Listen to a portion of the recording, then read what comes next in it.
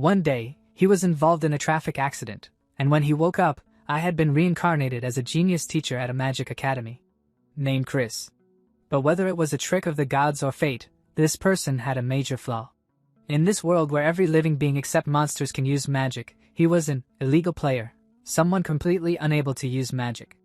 There was only one way to avoid being deemed a monster and executed: to fully play the role of a lazy, but secretly talented teacher and keep fooling the gifted students around him. However, maybe he played the role too well. At the beginning of the story we see Valdar Academy. And an announcement is made: Valdar Academy graduation representative, Michael Foxin.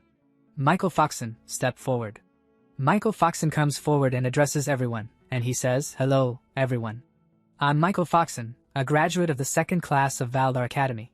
Then we see the protagonist of this story. He is sitting on a branch of a tree, and he is saying, "Hard to believe that the guy who used to stumble over simple greetings is standing here now. Well, from here, he just looks like a talking cotton swab or something. But really, no one else has hair that white except Michael. You've grown so much, Michael. Not that I actually taught you anything worthwhile as your homeroom teacher. Truly, there were countless events over those years. It was so hard staying in character beside the protagonist of a fantasy novel. But now I've completed the main quest. Goodbye to 3 years of over-the-top character settings. Now begins my long-awaited slow life." Then Michael Foxin says, "But I owe it all to someone worthy of being called a true mentor, Professor Chris." By the way, the name of the protagonist is Chris Dotan. And Michael Foxin has just taken the name of that person, due to which he gets shocked, and he says, "Why is my name coming up?" And Michael Foxin further says, "If I hadn't met you, I wouldn't be who I am today. Thank you for never giving up on me, even when I was weak and pitiful, and for guiding me. I also know you have your reasons for not being able to stay at the academy any longer. So please, give me a chance to repay you. I'll follow you for the rest of my life." Chris Dotan is in great shock and says, "No, no, no. You're the protagonist. Your story is just getting started. The whole world is waiting for you. Do you have any idea how many scouts came just to recruit you?" Michael Foxin further says, "And it's not just me. All of us, my classmates, trained by your hand, we've gathered here for one purpose: to follow Chris Dotan. We, all 5 of us, pledge our loyalty to Chris Dotan." Chris Dotan gets stunted and says, "Wait, what is this situation? How did it come to this? I'm just an ordinary, powerless person from another world who can't even cast a single spell. Did I mess up the character settings?" Chris Dotan tells about his story and he says, "This all started before I ever became a teacher at Valdar Academy, right after the car accident. That day, as my consciousness faded, something suddenly appeared in front of me. A system window opened in front of him, main quest. The Earth God's wish, a new life. 2. Something. Accept quest? Yes or no?" Chris Dotan is looking at the system window in surprise, and he thinks, "What the heck am I seeing? Am I really about to die?" That's what I thought until I saw that one word. I want to live. There's no way I'm dying here. My life is just getting started. In that moment, I chose to live. Without hesitation, I pressed the button. Yes. Then his eyes open inside the novel. He wakes up in a shock. A lady is standing in front of him, who is happy that Chris Dotan has woken up. Chris Dotan was surprised to see the things around him, and he thinks, huh? Wait, she can't see the message window? But more importantly, when Chris Dotan heard his name from that lady, he was surprised. Then that lady gives Chris Dotan his ID card and says to him, "Yes, Mr. Chris Dotan. Here is your ID." Chris Dotan looks at his ID card and it is written in it that he is a new teacher. His name is Chris Dotan and he is also a teacher of Valdar Academy. And he says, "New teacher at Valdar Academy? Wait, this isn't even Japanese. Why can I read it? Today was supposed to be your first day. The entrance ceremony has already ended, but since it was a train accident, the academy will understand." Train accident. Then he says to the lady, "Excuse me, could I borrow a mirror?" Then the system window opens in front of him. Main quest, the Earth God's Wish 1-1. Welcome. You have been reincarnated as Chris Dotan, a new teacher at Valdar Academy. You will spend the next 3 years completing quests as Chris Dotan. Chris Dotan thinks, I've been reincarnated. No wonder those cheesy iSky lines felt natural. And Valdar Academy, that's from the fantasy novel I used to read for fun. The Strongest Demon King Hero, the story of a weak protagonist who awakens as a demon bloodline heir, sweeping aside all enemies with cheat abilities, and ends with world domination and a harem. Classic. But that was a while ago. I don't even remember how many chapters one read. Also, who the heck is Chris Dotan? Chris Dotan is looking at the system window. A teacher must have disciples. Reach the front gate of Valdar Academy within the time limit. Reward: map of Valdar Academy, April 1st, remaining time, midnight. Penalty: death. Chris Dotan gets a huge shock when he sees the penalty. And he punches the system window and says, penalty: death? I just died, and now you're saying I'll die again if I fail. The lady is shocked as she could not see the system window. Also, she cannot understand Chris Dotan's problem, and she says, Mr. Chris, you need rest. Wait, who are you yelling at? Next day, Chris Dotan leaves for the academy, and he is mumbling on the way, and he says, I forced her to discharge me early, but I'm still kinda sore. Also, starting out as a new teacher with barely any money sucks. Half my savings vanished at that clinic. So far, all I've figured out is that the currency is gold, and the academy is a half-day's walk from here. Also, who is Chris, really? Still, I've always wanted to try this. Status window open.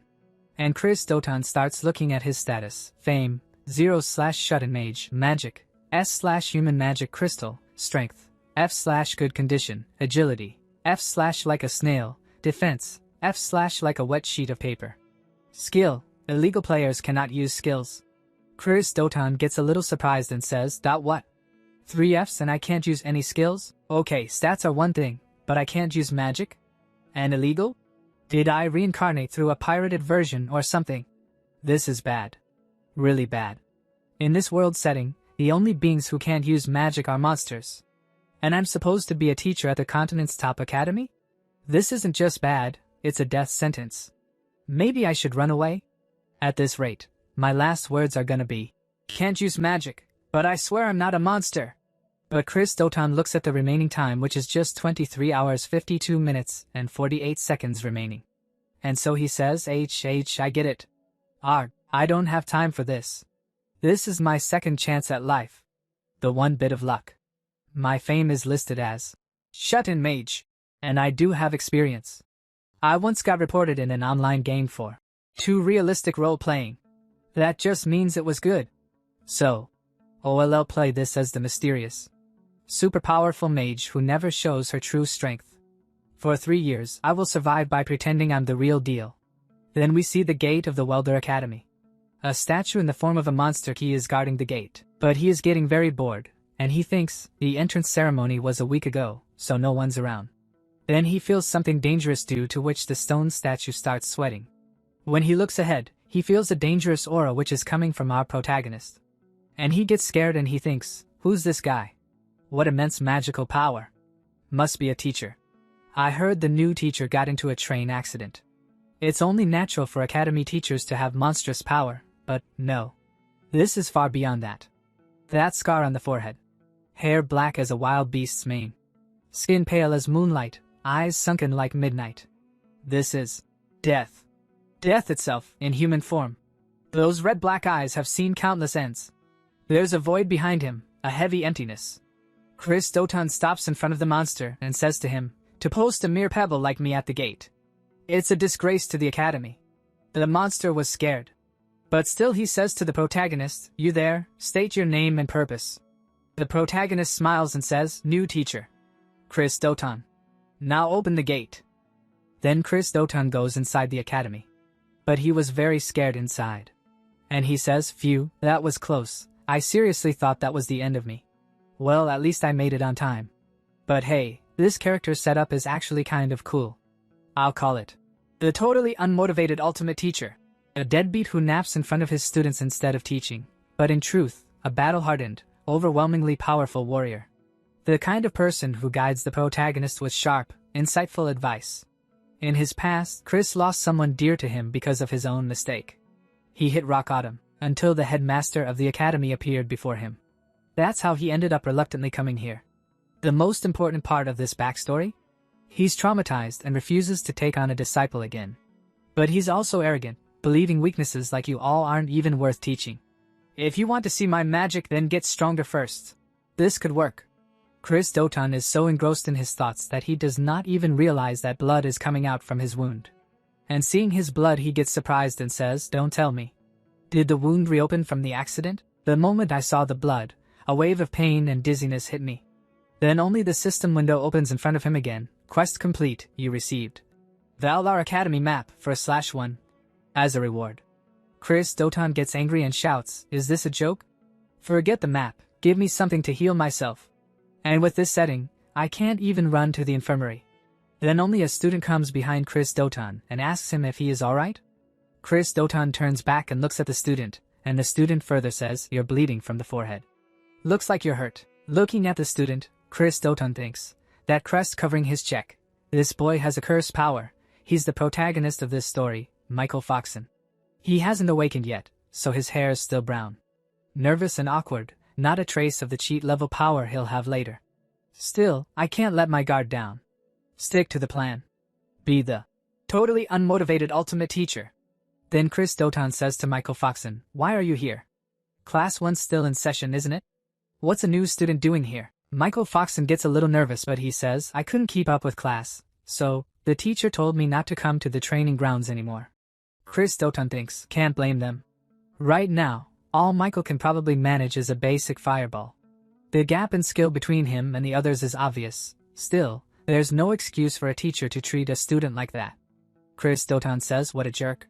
Michael Foxin gets scared after hearing this. He thinks that the protagonist used all this for him. So, his eyes get moist, and he says sorry to Chris Doton. But Chris Doton is shocked and he thinks, well, I wasn't even talking to you. Wait, are you crying? Then Chris Doton says to him, ugh, this is a hassle. What class are you in? At the same time he thinks, this is bad, I need to get him back to his classroom, fast. Then again the system window opens in front of him, main quest. The Earth Gods wish 2 to 1. Today is your thrilling first day. As the new homeroom teacher for Class X, reach the classroom on time and conduct your first lesson. Reward, Valdar Academy map, for halves, monkey keychain penalty. Death time remaining, 9 minutes and 48 seconds. Chris Doton thinks, even with a map, it's not like I know where to go. And based on everything so far, this has got to be my class. Michael Foxin fearfully says, I am in Class X. Please spare my life. Chris Doton says to him, lead the way. And Michael Foxin fearfully says yes. And Chris Doton looks at him with sharp eyes and he says, did I stutter? I said lead the way. And now Michael Foxin gets very scared. After some time, Chris Doton has lifted Michael Foxin in his lap and he is taking him to Class 5. Then he reaches the class and puts Michael Foxin down. Michael Foxin is very scared. And there are 2 students in front of him, and they both say, whoa, Michael, don't freak out. Could you enter a room quietly for once? Geez, always trying to stand out. Just sit already. Just then Chris Doton enters the class. And then all the students feel something weird and everyone becomes silent. It seems as if silence has taken over the whole classroom. Then the protagonist goes to the front desk and he says to everyone that every last one of them is trash. This is the bunch I have to teach and guide. Valdar, have you lost your mind? Then the students start talking. Wait. Valdar? Is that the name of the headmaster? Anyway, who is that guy? He's bleeding from his head. Then a student raises his hand and says, excuse me, but who are you? This area is off limits to unauthorized personnel. This student's name is Nika Tot. Class X's honor student. Seeing Nika Tot, Chris Doton thinks, alright, Nika. Michael's friend, if I remember. Then the protagonist tells his name as Chris Doton. And Nika Tot further says, ah. Right, you're the one who was late because of that accident. That's why you're bleeding. But Chris Doton asks him to be quiet. But he thinks, I just missed my timing, that's all. Don't talk about it, it's embarrassing. Okay, I made a strong entrance. But now I need to actually teach to clear the quest. In Reincarnation stories, you're supposed to start with preloaded knowledge. Why do I know nothing? No choice then. Then Chris Doton gets up from a square and writes something on the blackboard. And he wrote, self-study. And he thinks, I'll wing it with the right attitude. Michael Foxin gets surprised when he sees that Chris Doton is telling them that now they will have to do self-study. And Chris Doton lies down comfortably on the chair and he starts sleeping. At the same time he thinks, this is so pathetic it's embarrassing. But this is when I have to be bold. Act like you aren't even worth explaining things to. Some students say, did he just fall asleep? Right there? He really went with self-study on the first day. That's insane. Chris Doton totally agrees. Is this even going to count as a lesson? Just then a girl stands up and shouts, "Mr. Chris! If this is a joke, please stop. This is in terrible taste. You didn't even show up at the entrance ceremony. How dare you insult the sacred education of Valdar Academy?" On hearing the girl's voice, Chris Dotan understands that her name is Angelina, who is a possible heroine candidate. And Chris Dotan thinks, Angelina Sharif, one of the heroine candidates. They called her the Ice Princess, if I recall. And on the surface, she's a duke's daughter. On the surface, anyway. Most of the students here are nobles. Still, I get it. This must be unbearable for her. It might cause problems later, but as Chris right now, this is all I can say. I know about Angelina's tragic past. It stings a little. But then Chris Dotan tells Angelina in a stern voice, "If you're unhappy, then leave." And Angelina gets shocked on hearing this. And Chris Dotan further says, "You didn't hear me? I said if you're not satisfied, then get lost, Angelina Sharif." But Chris Dotan thinks, "I'm so sorry, Angelina." But Angelina says to Chris Dotan, "What did you just say?" So Chris Dotan says, "Don't make me repeat myself. If you don't like my class, get out." But he thinks, "Sorry, Angelina. Forgive me for being the kind of teacher who can only say things like this to a previous student." Angelina starts grinding her teeth in anger. Then she says, "I have no interest in learning anything from someone like you." Michael Foxin tries to stop her, and he says, "Angelina." But leaving the classroom over this. But Angelina says to him, "With your ability, I doubt you'd keep up with any lesson anyway, and I don't have time to waste on some worthless teacher." Listening to Angelina's words, many other students also start leaving the classroom. And Chris Dotan is watching his students leaving, and he thinks, "Dad, I figured this would happen. They're all proud nobles, after all. I wonder how many will even stick around in the end. I braced myself for this, but still. If I get fired, what then? All I can do is trust the headmaster to have my back." Then the system window opens, quest cleared. You recent. Map of Valdar Academy 2/4. And monkey keychain. As rewards, Chris Dotan thinks, "For now, I survived." Oh? It just happens that only the main characters are left. The protagonist Michael, the honor student Nika, and the potential heroine surrounding the main character. The twin-tailed girl is Dolce. The other girl is Belle, the healing type support. And one more who's not here yet. I'll introduce her later. Now then.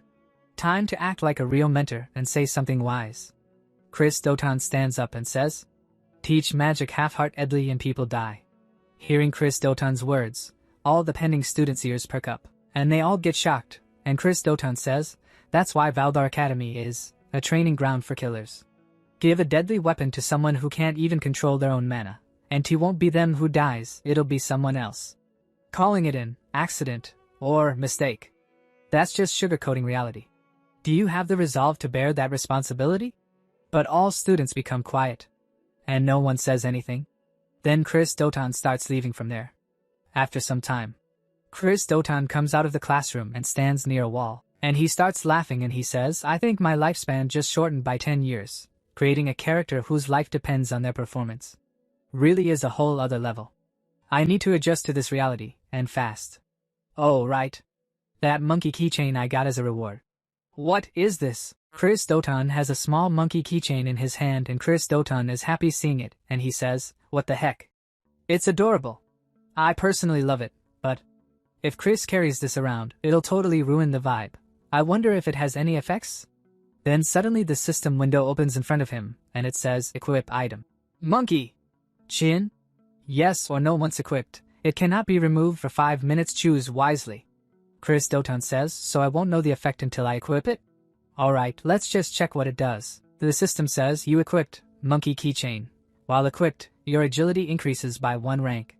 From F snail to E big bros snail." And Chris Dotan becomes happy seeing this, and he says, "An entire rank boost to agility. This is a cheat item. As long as I hide it under my clothes, it's fine. Higher agility means better offense and dodging." The system further tells Homer, while quicker speech will end with key. Example. The system is truly generous key. Chris Dotan gets surprised on listening to the system's words. But he controls himself and says, "What? Did you just say? Are you implying I'm a monkey?" And Chris would never talk like that. A girl is watching all these actions of Chris Dotan from behind, and she gets a bit surprised. Then she takes Chris Dotan's name. And when Chris Dotan turns back and looks, she is standing there. and he asks Chris Dotan, "Why are you here?" Then Angelina is unable to move, she stops. And Chris Dotan thinks, "Crap. I should have used a stealth spell." Angelina thinks, "The moment those Reaper-like eyes locked onto me, my mouth opened on reflex. There's no way any excuse would work on this person, not even the Duke Sharif family name. I know her type well. People who trust only in their own power and disregard everyone else, arrogant geniuses. That scornful gaze, I've seen it more than enough to last a lifetime. What now? You're not going to check my pockets, restrain me, or stop me from running? Is this what they call silent pressure?" Then Angelina says, "You saw, didn't you? That I was smoking. I won't deny it. I know it was wrong. I'm sorry. I'll accept whatever punishment is due." Angelina thinks, maybe it's good that he caught me. There's no way he'd let it slide anyway. Even if it hurts my reputation, if he tells me, "You're unfit to inherit anything," and rejects me outright, then maybe I can finally give everything up and just be free.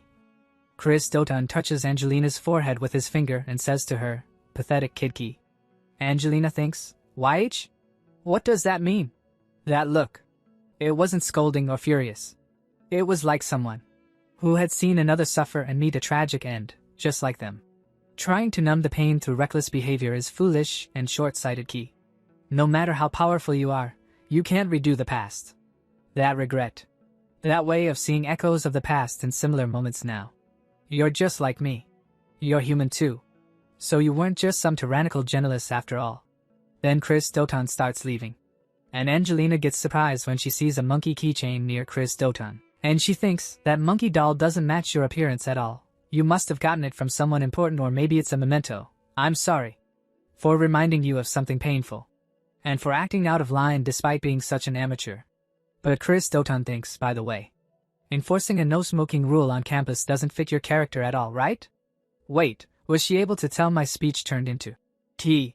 After some time, Angelina comes back to her classroom and sits down. Chris Dotan is surprised to see that Angelina is back. And Angelina says, don't misunderstand. I was just curious about Belle Fruzia's healing magic, that's all." And Nika gets excited and he says, "So, X class now has me, Nika, Michael, Dolce, Belle, and Angelina. That makes 5. It's like a small elite unit. So cool." And Chris Dotan thinks, well, the rest of the students all requested transfers out of this class. Dolce says, "I wanted to show those useless extras what we're made of, right, Michael?" Chris Dotan thinks, as expected of Dolce, a real little devil-type heroine. And Belle says, "Dolce, don't tease Michael. The teacher is about to explain today's lesson." Face forward. "Professor, what will we be doing today?" Chris Dotan says, "Well, I guess it's finally time for a real lesson. If I could avoid it, I would."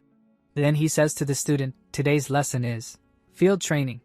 And the system says to Chris Dotan, "Main quest, one of the Earth God 1 to 3, first real tracking mission. Take the X-class students to Vinitz Plains and slay monsters. Complete all objectives within the time limit. Reward: map of Valdar D, 3/4, rusted sword penalty. You already know, right? Monsters defeated 0 out of 50. Time remaining, 24 hours. After some time, we see the beautiful place. Then a teleportation formation opens and Chris Dotan and his students come out from it. And Angelina says, "The Vinitz Plains? So this is where the field training will take place." Nika is excited. And he looks at Chris Dotan with shining eyes and he says, "Wow. Professor, we haven't even been given weapons yet, and you're already using teleportation magic?" But Chris Dotan thinks, "No, that wasn't me. We were just in the classroom, and the next thing I know, we were here. What's going on? Spatial magic isn't something students can use." And then Dolce looks at Chris Dotan's head and she says, "Wait, there's a shadow over Professor's head." And the students think, that must mean we were summoned here by someone else. That's a horned rabbit. There are horned rabbits behind Chris Dotan. And the system tells Chris Dotan, teleportation by an unknown party confirmed. You have arrived at the designated location. And Chris Dotan thinks, we were brought here by a third party. Dolce shouts, it's a horned rabbit. Angelina says, Professor, there's a boss monster right behind you. Chris Dotan looks back in fear and thinks, am I going to die? And the system tells Chris Dotan that the remaining time is 23 hours 59 minutes and 59 seconds left. Until now, he had not hunted even one of the 50 monsters. And there are 2 dangerous monsters in front of Chris Dotan, as well as the boss monster. And Chris Dotan thinks, get a grip. Right now, I'm Chris Dotan. What would he do in this situation? To him, this kind of thing wouldn't even count as playtime. He'd probably use it as a chance to test the students. Then Chris Dotan shouts and says to the students, you fools. Have you already forgotten why we're here? Angelina says, what? You can't be serious. You expect us to train in this situation? Do you even know what's behind us? But Nika Todd is excited and says, get it now. Angelina. That must mean Professor will handle the boss himself. We just have to take care of the smaller ones. Chris Dotan gets happy and thinks, what a model student. He just saved my character with that perfect interpretation. Dolce says, that's so we're just on minion clean to do? And Angelina looks at Chris Dotan with scared eyes, but she says, that I understand. You must have a plan. I believe you wouldn't knowingly put us in danger. And Angelina takes out her spear and stands in a fighting posture. And she moves forward and starts attacking the monster. And seeing this, Belle says, leave support to me. If anyone gets hurt, I'll heal you right away. Michael Foxin starts gathering fire in his hands to use his fire magic.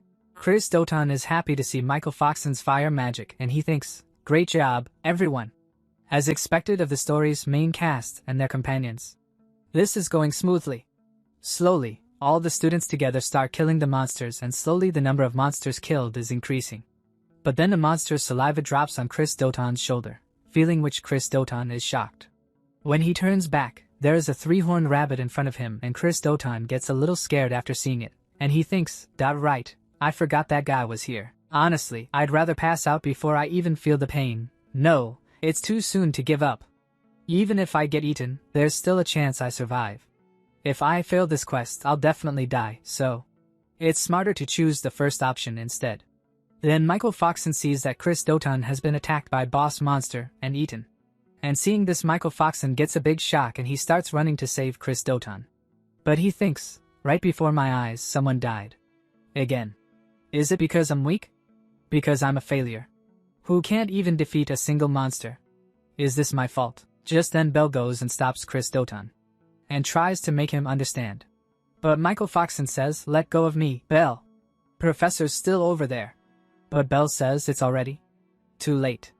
Professor sacrificed himself for us. Monsters that size get sluggish once they're full. But Michael Foxin says, no. You're wrong. Belle, you're good at healing magic, right? With your power, maybe we can still save him. But Belle says, I'm sorry, Michael. And Michael Foxin starts remembering his old memories when he had stopped Chris Dotan. And he had told him, I know I have no right to say this. Booty want to be stronger. I want to be strong enough to take on all responsibility on my own. If I can do that, I'll do whatever it takes. Michael Foxin thinks, he's going to laugh at me again, right? Then Chris Dotan smiles and he had told Michael Foxin at that time, you will become strong, Michael. Michael Foxin remembers all these things and says, he was the only one who ever said that to me. No one else ever believed in Dolce shouts, let's just fight our way out of here ourselves. It'd be faster than waiting around, and Michael Foxin thinks, that's why I want to give everything I have today. People like all of you are what it means to be strong. I'm just a burden. I should have been the one eaten instead. Michael Foxin is lost in his own thoughts, and is not listening to Belle's words. Tears are falling from his eyes and he is thinking, it wasn't Professor or Mom who should have died. Then the demon inside him says, it should have been. You want power, don't you, Michael? Then take my hand. Let us become one. It was me. And the demon inside Michael Foxin was about to control Michael Foxin's intellect. Then Michael Foxin stops, and he hears someone's voice. And someone says, everyone stop. And the protagonist appears in front of them, covered in blood. He has killed the boss monster and asks, why are you running? Can't you see the monster still swarming around us? Chris Dotan and his students have killed 27 out of 50 monsters so far. The quest is already half completed. Nika gets happy to see Chris alive and says, as expected, Professor? You're alive. Did you let yourself get eaten on purpose to attack from the inside? Chris thought, no way. Thanks for interpreting it like that, though. Then he said, you're noisy. I told you today was your field training, did not I? You forgot your objective and tried to run away. On listening to Chris's words, Nika again goes ahead to fight with the rabbit monster, and he says, I'm sorry. I'll return to training right away. Belle tells him, Nika-san. It's dangerous to go back alone. Then Dolce says, Professor, even if those idiots manage to get through that, my eyes won't miss a thing, you know. I'll find out what you're plotting sooner or later, so look forward to it, okay? On listening to Dolce's words, Chris thought, yep. This kid is definitely my top threat. Scary. Scary. I wish I could switch classes. Seeing Chris safe and sound, Michael and Angelina have tears in their eyes. But Chris is a little confused as to why they are getting so emotional. Anyway, seeing them both, Chris thought, are they crying because of me? What kind of protagonist is this girl, and she still hasn't fully awakened? Angelina said honestly. Was it really necessary to go that far? Even after you were eaten, we kept fighting without giving up. I thought this was a kind of test. But if you had the power to defeat it in one hit, you should have done it from the start. That was way too dangerous for just a performance. Chris thought, what should I do? They're misunderstanding everything, but I don't really feel like explaining. Because, by eating me, who possessed S-rank magic power, that monster, its stomach just burst from overeating. Then he said to both of them, I believe I said if you're unhappy with my methods, then leave. Also he thought, anyway, let's calm them down and get them back to training. Angelina said, I doubt we'll never make the same mistake again. Michael said crying, I am sorry. Please don't abandon me, Professor. Chris thought, I'm kinda feeling guilty now. Chris said, then you all get going too. At the same time he thought, I really do want to explain everything properly. But, every living being in this world possesses magic power. Among them, monsters are born with relatively little magic power, so they have no choice but to absorb it from other life forms. The human species in particular, which holds overwhelming amounts of magic power, is often targeted by monsters. Magic power, as human magic crystal. However, all I have is an overwhelming amount of magic power. In other words, to them, I'm the ultimate dish, premium foie gras topped with caviar. But what happens if you try to stuff a watermelon into a small plastic bag? Magic power that exceeds capacity can't be absorbed and just bursts the container. Well, I didn't really think it would go that smooth. Anyway, now that the boss is dead, the small fry would normally come after us. Dolce attacks the rabbit monster using water magic, while Angelina attacks the monsters using birth magic and freezes them. Chris is shocked to see their power level and thinks, but these kids are perfectly in sync even without being taught anything. It looks like I don't need to worry. In that case, at the very least, I need to be able to protect myself. Chris uses monkey keychain, item monkey keychain equipped. While equipped, agility increases by 1 rank. F-snail, to big bro E-snail. Chris is about to fight the rabbit monster and he thinks, I probably won't need to give the students any more orders, so I'll boost my agility here. But the rabbit monster has more agility than him and Chris barely dodges the punch. But he still gets a little injured and his heart is pounding, and he thinks, hi. If I were still F-rank, half my cheek would have been gone. I'm not Umpaman, you know. The other students are easily killing the rabbit monsters and so far they have defeated 49 out of 50. And Dolce smiles and says, I'm so sorry, I thought I got them all, but it looks like one slipped through. Someone is watching them all from a distance and he is sitting on top of a dragon. And he says, I can't believe it. I thought it was just a possibility. But it's really Chris, isn't it? Seeing him, Chris thought, who is this guy? He totally looks like he's screaming, I'm the mastermind. With that appearance, wait a second. Could he be the one who teleported us here? The man comes down and says to Chris, where have you been and what have you been doing all this time? How long has it been since I last saw that beautiful face? Do you know how much I've wanted to see you? Chris is a little confused. He thought, wasn't he wearing a hood to hide his identity? And what's his relationship with Chris? That's the look of a maiden in love. Chris tries to remember who is the man standing in front of him. His students are also surprised and they also want to know who that man is. Chris thought, you've got it all wrong, everyone. I seriously have no idea who this guy is. The man says, what's the matter?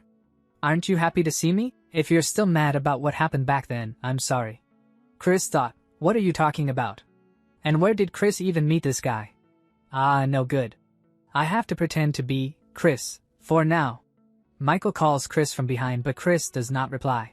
When Michael sees Chris's serious face, they become a little cautious, and they think that man is dangerous. It's the first time I've seen a professor be so cautious.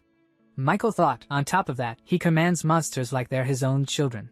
Could he be the one who unleashed the rampaging horned rabbit? And the man said, I thought someone had killed my precious darlings, but to think it was Chris. Michael thought if it weren't for the professor, I'd have been killed without a word. The man said the master said he wanted to check on the young master's progress. I was thinking about killing one of his friends right in front of him, but I never expected you to show up. Try to see things from my perspective too, okay? Chris's students get scared after hearing the man's words, but Chris asks them to remain calm. And the man further says, "You're the one who ruined my mission, so why have you been quiet all this time?" Well, I guess making excuses wouldn't suit you anyway. Michael thinks, Professor. Despite having such a face full of murderous intent, why do you just accept it without fighting back? Could it be because we're here? You can tell how furious that person is just from their aura alone. It's difficult even for Professor to defeat that person while protecting us. It's frustrating. I'm still nothing but a burden to the Professor. With my current power, I can only manage to finish off monsters that are already near death. Then the man says to Michael, "You're just following the master's orders too, so I won't get in your way." But if you smiled and said, "Good job," to me, it would lift my spirits. Michael thinks, but that person also seems to care deeply about the Professor. No, but look at Professor's eyes. This is just his selfish form of courtship. The man says, "If it's difficult, I'll set things up for you. You've always praised my face for being beautiful, after all." But then Chris summons the sword and points it at the man's neck, because of which the man gets surprised. Michael was nervous because Chris took action and placed the sword on the neck of that stranger. And he tries to understand what just happened. And he thought, what just happened? Where did that sword even come from? There are only a handful of people on the continent who can wield creation magic. But if it's Professor Chris, maybe it's not impossible. Then Chris said to the stranger, "What nonsense have you been spouting all this time? Talk in your sleep, you trash." The stranger gets a little nervous, but he says, "So you're still holding a grudge about that, huh?" Chris smiled, but inside he was nervous, and he thinks that I am saved. It's thanks to the protagonist defeating the 50th one. I can't tell you how much I wish for it in my heart. I was praying that even just one of those lying on the ground would be finished off. A little while ago, Michael was disappointed that his power level is not equal to Chris and that stranger. So he was sad, but he did the right thing by killing a monster. Due to which the task which Chris got from the system, of defeating 50 monsters, was completed. Due to which Chris got a reward from the system, and the system tells him, as a reward you have obtained Map of Vital Academy, 3/4, and Ancient Sword. Remove the monkey key holder, and equip the rusty sword. And as soon as Chris gets the ancient sword, he asks the system to equip it quickly. And the rusty sword gets equipped. That is why Chris had the rusty sword in his hand, and he placed the sword on the throat of that stranger. And the system tells him about the rusty sword, which can cut through most things. Usable durability, 3/3. Chris says thanks to Michael, and he thought, thanks to him, I somehow managed to protect both my life and my dignity. Well done, Michael. Then the stranger said to Chris, "Doesn't seem like you're in the mood to talk today, so I'll come back another time. If you ever need help, you can always contact me through the master." But Chris said to him in harsh words, "If you don't want your mouth torn open, then disappear already." But he thought, I'm really glad you quietly backed off. Then the stranger goes away from there. After he left, Michael looked at the students, and all the students were scared.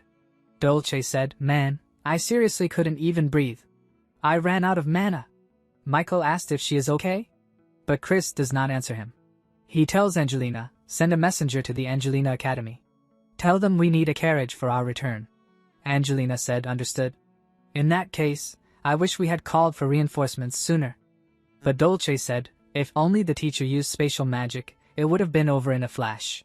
Chris did not answer Dolce's question. Instead, Michael said, "Miss Dolce is just tired, and maybe she wants some time to think about things." Hearing Michael's answer, tears came in Chris's eyes, and he thought, I'm really glad you were here today, Michael. Then, all members of Class X returned safely. The next day, Chris is completing his daily routine, but he thought, starting off hard, What kind of life has Chris lived up to now? I thought about it on the way back. That bandage guy is probably the character named Maria. But there aren't many who can create chimeras or control monsters. There was no visual description of them in the original story. Being followed by someone that obviously shady, I can only sense trouble coming. What Chris had thought happens exactly like that. There is a man in front of him, seeing whom Chris is confused. By the way, this character's name is Eugene, who is the homeroom teacher of Class Y. And he said hello to Chris and said, "You haven't had lunch yet, right?" I did not see you in the cafeteria. Chris thought, looking at Eugene. Alright. Him too. What happened during this field training was so abnormal that the students of Class X were summoned immediately by the principal. However, for some reason, the principal's decision was to reinforce the defense magic circle and to impose a gag order regarding the incident. And also, one person was assigned to monitor me. It's this narrow-eyed teacher. The principal probably realized the person who approached me was part of the Demon Lord's army. And since there's a chance I'm colluding with them, he assigned this guy to watch me. Over a decade ago, the Demon King was defeated by the Holy Emperor and is believed to have vanished from this world. But just like in every fantasy cliché, he's been lurking in the shadows, scheming his resurrection. The protagonist holds himself back and takes revenge on them. That's the premise behind the strongest Demon King hero in this story. I'm in a tricky position, caught between the principal, who's on the Holy Emperor's side, and the Demon Lord's army. If I get on this guy's radar, I'm seriously screwed. Eugene asked Chris, "What do you say? Want to have lunch together?" But Chris said, "You've been babbling non-stop. You're such an eyesore, so disappear already." Eugene said, "I see. Was my voice too loud? Then, how about this volume? I actually get told a lot that I have a nice voice." Seeing Eugene's weird antics, Chris gets very angry inside, but he controls his anger and thinks, is this guy a pervert too? Everyone around me likes this or what? And Chris said to Eugene in harsh words, "I said shut that mouth of yours." But Eugene laughed at Chris's words and said, "Well, that would be difficult." "Well, that would be but if you were to cover them with your own hands, teacher." Chris said, "Shove your own fist in your mouth." Then Chris gets a new quest by the system. Wish of the Earth God 1 to 4. Building relationships with fellow teachers is also important. Try inviting a fellow teacher to hold a joint class. Rewards 1. Map of Vidal Academy for 4th 2. Rotten Mandragora route, *, if you fail, you die. Remaining time, 48 hours. Chris thought, they're not even trying to hide their malice anymore. Do it or die is basically the default now. At this point, I have no choice but to use this guy. He's the homeroom teacher of neighboring Class Y. He has the most students who transferred from Class X. But how am I supposed to bring up something like that while staying in character? It's not like I'm a Tsundra character. No, wait. The quest says to hold a joint class, but it doesn't say we have to become friends. In that case, there's no need to force myself to act nice. Then Chris said to Eugene with a serious face, "Hey you. Because of you, I wasted 5 whole minutes of my time.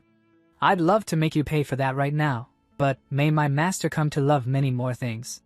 If that happened, that child would end up sad." Chris felt a little cringy while saying all this and thought, ugh. Even though I made this backstory myself, it's so painfully cringy. Chris continued and said, "If you want to get close to me that badly, let's have a match. The trash you were teaching and the scum I raised. We'll see who is better." At the same time he thought, of course he wouldn't refuse. The principal ordered him to approach me and to extract information that altered all. Eugene asked, "Do you mean a match between our students?" Chris said, "If I win, don't ever show your face in front of me again." Eugene thought for a while and then said yes. And smilingly said, "You come up with surprisingly fun ideas. Then if I win, will you treat me to a meal?" Chris thought, why is he so obsessed with food? It's such a mystery. Then he said, "There's no chance you'll win?" Eugene said, "Well, fine. It sounds fun. So, when should we do it?" Then Chris says, "Tomorrow afternoon." Eugene said, "Got it. Then see you tomorrow." Chris turns back and starts leaving, but he thinks, the outcome doesn't matter. As long as we can hold a joint class, that's enough. But honestly, with all the nerdy characters in Class X, I don't really think we'll lose. And someone was secretly listening to their conversation. And we see that it is Nika. And Nika has completely heard their conversation and he says, "Teacher, are you having us compete against another class because you believe in us?" The entire academy was buzzing. Whispers turned to shouts in the hallways. "Have you heard the news? Class X and Class Y are going head-to-head. Let's go check it out." Wait, wasn't Class X the one where half the students tried to quit on the first day? Yeah. Just making eye contact with their teacher is terrifying. But then came the real piece of gossip, one that sent shockwaves through the student body. And the best part? It's not just about bragging rights. Professor Eugene's date is on the line. Meanwhile, Nika burst into his classroom like a whirlwind, flinging the door open with a dramatic crash. "Everyone! Are you all here already?" Inside, his 4 closest classmates looked up in surprise. Dolce, lounging lazily at her desk, yawned. You called this an emergency, so I came. What's going on? Angelina, twirling her ice blue hair with a smirk, sighed. I've got dinner plans, so this better be quick. Nika grinned. I'm sure you've already heard, we're going up against Class Y. Angelina shrugged. Yeah, teacher said she'd explain it again, but there's gotta be more to it than that, right? Nika leaned in, voice lowering conspiratorially. Bet you didn't hear this part. If we lose, Professor Eugene gets to go on a date. The room fell silent. Wide eyes. Jaws dropped. Wait, what? Dolce choked. Angelina laughed in disbelief. Haha, wait, are you serious? You sure you didn't mishear or just imagined it? Nika crossed his arms, puffing out his chest. I'm a tot. And tots don't lie. I overheard them myself. They were talking about it. Michael, usually quiet, perked up. A date? With our teacher? Dolce added with a teasing grin. I mean, technically eating out with someone of the opposite sex is a date, right? But this is the first time anyone's heard anything like that about Professor Eugene. Angelina mused aloud. True. I always figured he was more of a lone wolf. Nika slammed his fist into his palm. And then Professor Chris totally snapped, said if Class X wins, don't ever show your face again. That means Professor Eugene believes in us. We gotta go all out and make him proud. So basically, we can't lose, understood? Michael's eyes blazed. Okay, I am curious about the date. But there's no way we're losing to Class Y. We can't let the professor down. Angelina laughed, watching Michael's fists start to spark. Whoa, your fists are literally sparking, calm down. Meanwhile, Professor Chris stood by the training grounds, watching students gather. She sighed. This whole date thing's gotten way out of hand. Across from her, Professor Eugene approached with his usual unreadable expression. Chris eyed the difference between their classes. Just look at that numbers gap. There's no way this is balanced. Eugene spoke first. Are you familiar with the match format? One-on-one duels. First team to 3 wins takes it. Chris scoffed. Humph, what a hassle. Wouldn't it be faster to just let them all brawl at once? Eugene shook his head. It's too early to teach them team battles. Chris raised a brow. Oh? My students already pulled off combo attacks without blinking. That main character buff is ridiculous. Now then, choose your first fighter. Chris didn't hesitate. No need to overthink it. I've trained them well. Just level up and smash them down with brute force. Nika taught. Nika saluted, grinning ear to ear. Yes, sir. I'll return with victory in hand. Victory or death. Chris deadpanned. You don't have to go that far, it's just a match. At the arena, the referee raised a hand. First match, Nika taught versus Serena Gale. Whoever hits 0 first loses. Match ends immediately at that point. Fighters, take your positions. 3, 2, 1. Begin. Irina lunged in first, blade flashing. Nika inhaled deeply, and in a flash, his sword lashed out in a clean arc clang. Irina's sword flew from her hands and she skidded back, dropping to a knee. The crowd gasped. Referee. Class X's Nika taught wins the first round. Nika jogged over to Irina, offering his hand. You okay? Here, I'll help you out. She gritted her teeth but smiled. I'll win next time. Chris's eyes widened. What the? Why isn't anyone else shocked? She overheard the other teachers chatting. Not bad. Well, it is the tots. I'd expect no less. Chris nearly choked. Wait, what? That's tank level damage, from a support class? Michael, off to the side, beamed. Nika's gotten crazy strong already. Chris sighed in relief. Phew, glad I'm not the only one freaking out. Eugene smiled. Alright, who's next? Chris smirked. Just pretend to think it over. I already know who. Angelina. Angelina snapped to attention. Understood. I'll easily claim another win. Chris planned ahead. We'll wrap this up cleanly. The Twin-Tails girl will finish it. No need to send in the healers or newbies. Michael looked at Chris with puppy dog eyes. Please, give me a chance. Dolce giggled, catching on. Why is he staring at me like that? Referee. Second match, begin. Angelina summoned her shimmering ice spear and charged. Her opponent parried, but Angelina's relentless assault pushed them back. The teachers watching murmured, as expected from the heir of the sheriff family, classic ice magic. Chris's jaw dropped. Whoa, All those sparkles and crashes, it looks so damn cool. With a final thrust, Angelina's ice spear struck true, sending her opponent sprawling. Referee.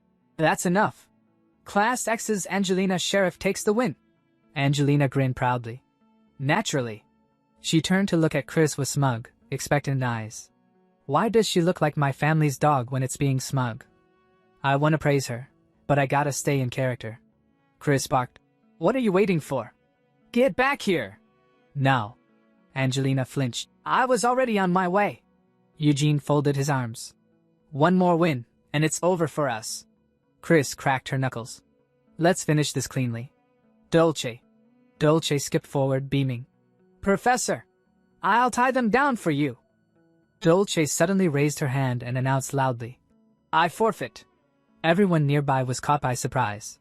Nika's eyes widened in shock as she quickly spoke up. Eh? Why? Did you suddenly feel unwell or something? You're not thinking of letting the teacher go on a date or something, are you? Hearing this, Chris also turned his head, surprised. He thought to himself, huh? What's a date? Well, whatever. Let's just hear her reason first. Chris then asked directly, Did you get cold feet? But Dolce shook her head with a carefree grin. Nah, it's not like that. I just thought it would be unfair. I mean, it's against the rules for me to participate in a one-on-one match, right? Chris furrowed his brow slightly, his mind spinning. Well, that's certainly true, he admitted internally. This kid has an invisible sixth member of the protagonist's party. After all, she has her twin sister with her. However, that fact was supposed to remain an absolute secret. Due to various complicated circumstances, no one else was supposed to know about Dolce's twin. What are you planning?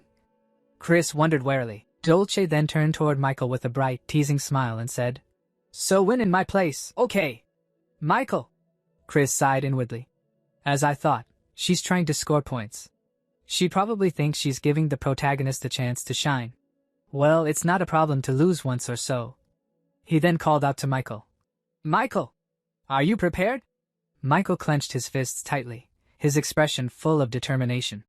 Yes. I'll give it my all and definitely secure victory.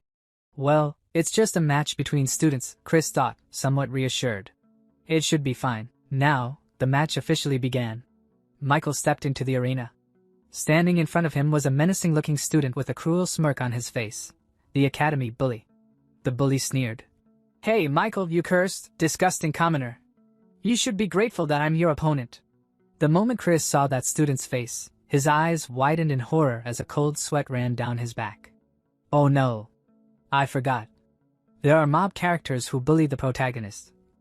The bully stepped forward, provoking further. Hey, don't just stand there silent. Say something, will ya? But Michael remained silent, his face stiff, unable to respond. Chris clenched his fists. It can't be helped that there are characters who provoke the protagonist in this setting. But now is not the time. The bully, sensing Michael's hesitation, grinned maliciously and delivered a cruel, unforgivable blow. How does it feel to come to the academy after killing your mother, you piece of trash? Michael's entire body tensed, his expression twisted in pain and anger. A sharp headache struck him. Don't say that, he managed through gritted teeth. Chris's nerves were on edge. It wasn't just his magic power that increased after that incomplete awakening the other day. That was something different from an awakening. A concerned teacher nearby leaned in and asked, What's wrong? Are you okay, kid? Michael gritted his teeth harder, glaring at the bully. No good. Quickly run away, he warned in a strained voice. Seeing Michael's condition rapidly deteriorating, Chris's heart pounded. That's a sign of going berserk. But the foolish bully ignored him and scoffed. Huh? What are you saying? Just stay still. I'll take you down in one hit. Chris could feel his nerves fraying. This is bad. Now's not the time to worry about character roles. Without hesitation, he shouted loudly to the entire arena. Match cancelled. But it was too late. A dark, ominous energy began pouring out of Michael's body, surrounding him like a thick, malevolent fog. The evil aura grew thicker and thicker, crackling in the air. Teachers and students alike stared in horror. Chris's face went pale as fear gripped him. It's over. He's completely turned into a monster now. The sinister, demonic presence around Michael intensified. His face twisted, his real, monstrous side, hidden beneath his usual gentle appearance, was now visible to all. A collective scream echoed across the arena. "Monster! Monster!" The students panicked and began shouting in terror. The bully who had mocked him earlier was now trembling in fear, his voice quivering as he pleaded. Please! Help me! Somebody!" Michael's monstrous form slowly stepped forward toward the bully, his eyes glowing with hatred. At that moment, a familiar ding sound echoed in Chris's mind as a system notification appeared before his eyes. Quest difficulty may change depending on the situation. Please successfully complete the class as a teacher. Chris gritted his teeth in frustration. Every single time, they push unreasonable demands on me. They want me to stop the protagonist's rampage, with my own hands. He knew he had no other choice. Without wasting a moment, he quickly moved toward Michael. The students watching gasped in shock. Teacher Chris! Chris clenched his jaw. The only saving grace is, this place is designed so that no one dies. Plus, that kid probably still has some reason left. But before he could reach Michael, Eugene, another teacher, quickly appeared beside him. Eugene summoned magical chains and tried to bind Michael in place. The glowing chains wrapped around Michael's monstrous form, but in an instant, he tore through them with frightening ease and sent Eugene flying backwards. The crowd screamed in terror. Teacher Eugene! Everyone fall back. All faculty members, prepare binding magic. But another teacher shouted in panic. It's no use. It won't work. That abnormal magic power is blocking our spells. One of them cried out. Teacher Chris! What are you doing? Please, run away quickly. But Chris didn't panic. He pushed forward, stepping fearlessly into the corrupted aura. Michael's monstrous figure paused for a moment, his monstrous eyes catching sight of Chris. Something in them flickered. If it's Chris, she definitely won't run away, one student whispered. Michael, though trembling, still retained a tiny shred of his consciousness. His mouth opened weakly. Teacher. No. Run. Run away. Quickly. Chris took a steady breath. I almost broke character from being too scared. But I can't give up here. He still recognizes my face.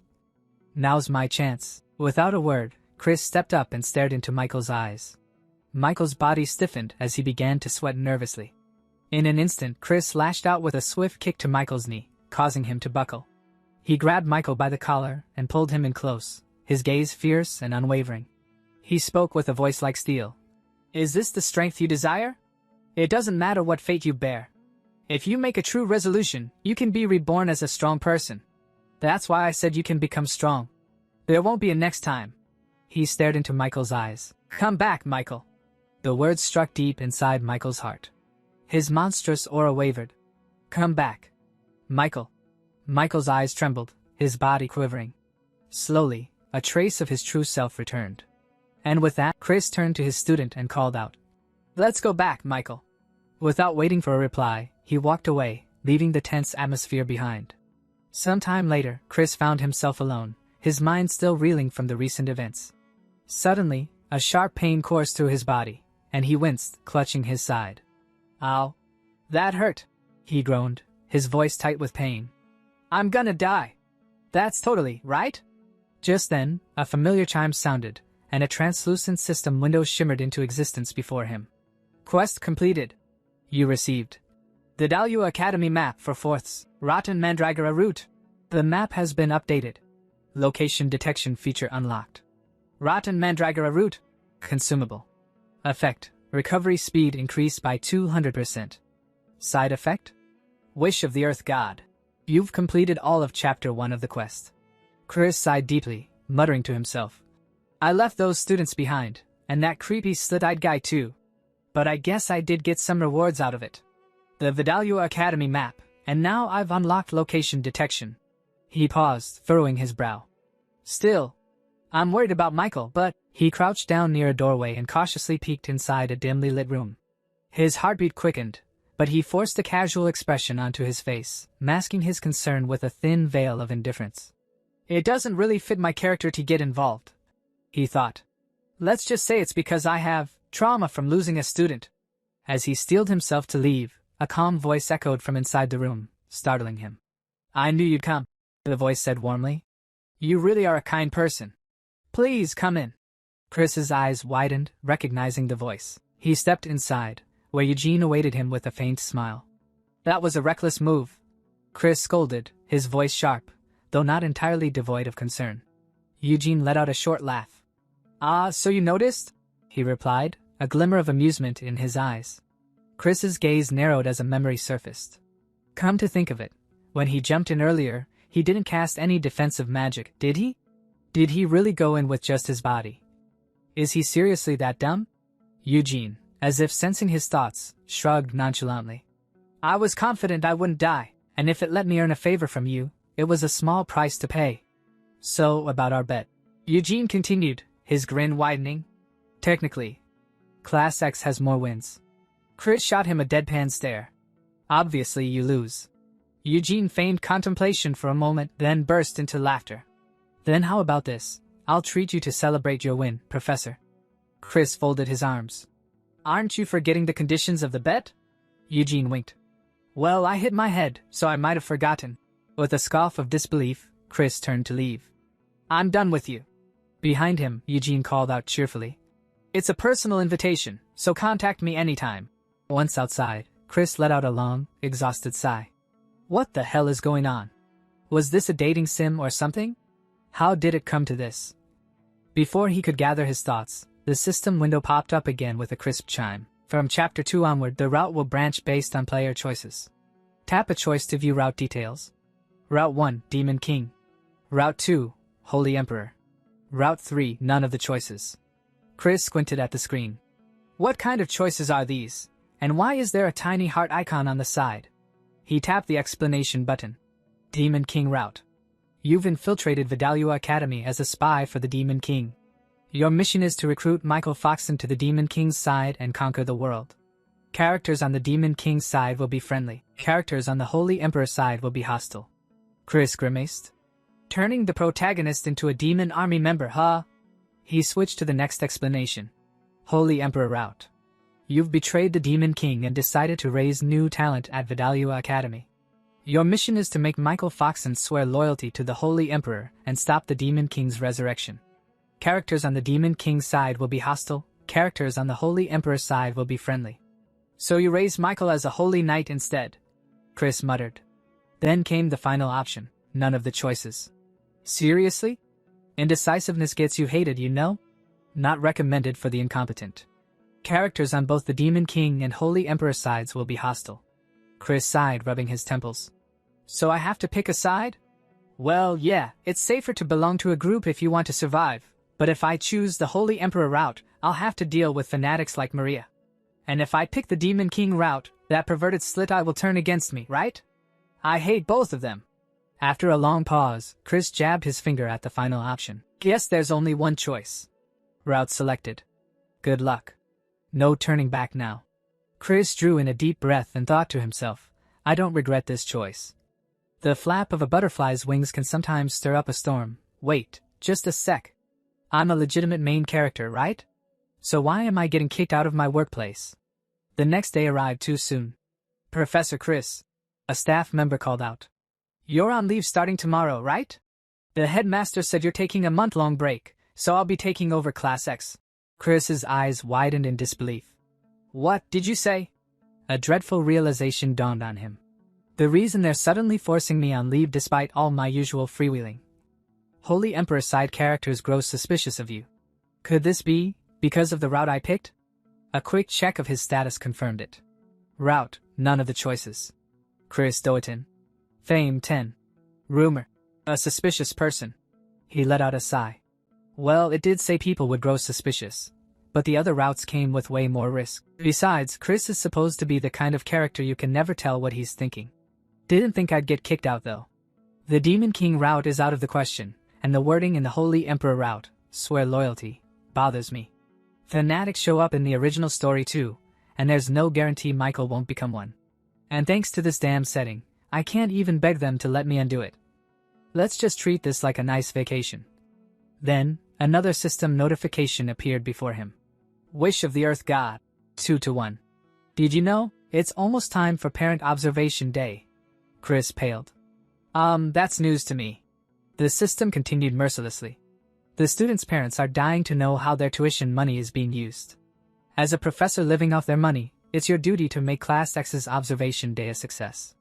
On failure, 72 hours 00 minutes. Chris clutched his head in horror. You've got to be kidding me. Elementary school?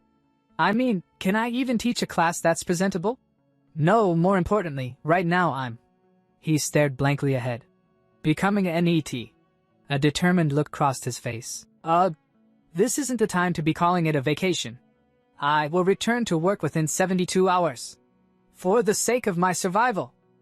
A while later, Chris's students were all seated in their classroom. Michael, surprised, turned to Bella and asked, Master's on leave?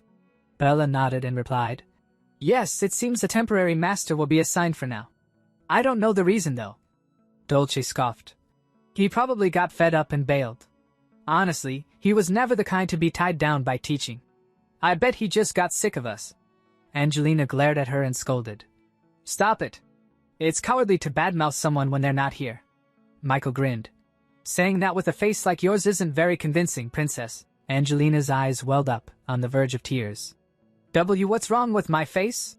She snapped. Bella tried to ease the tension. Maybe he just needed some rest, or perhaps something unavoidable happened. At that, Nika suddenly stood up. That's right. Master took responsibility for the recent incident. As soon as Nika blurted it out, Bella smacked him on the shoulder, forcing him back into his seat. Both Angelina and Bella then glanced toward Michael, who was unnervingly quiet. His expression was heavy, and it was clear something was weighing on his mind. I knew my rampage made the master get summoned all over the place, but I thought it was all resolved with the principal's sealed order. Did the master take responsibility in my place?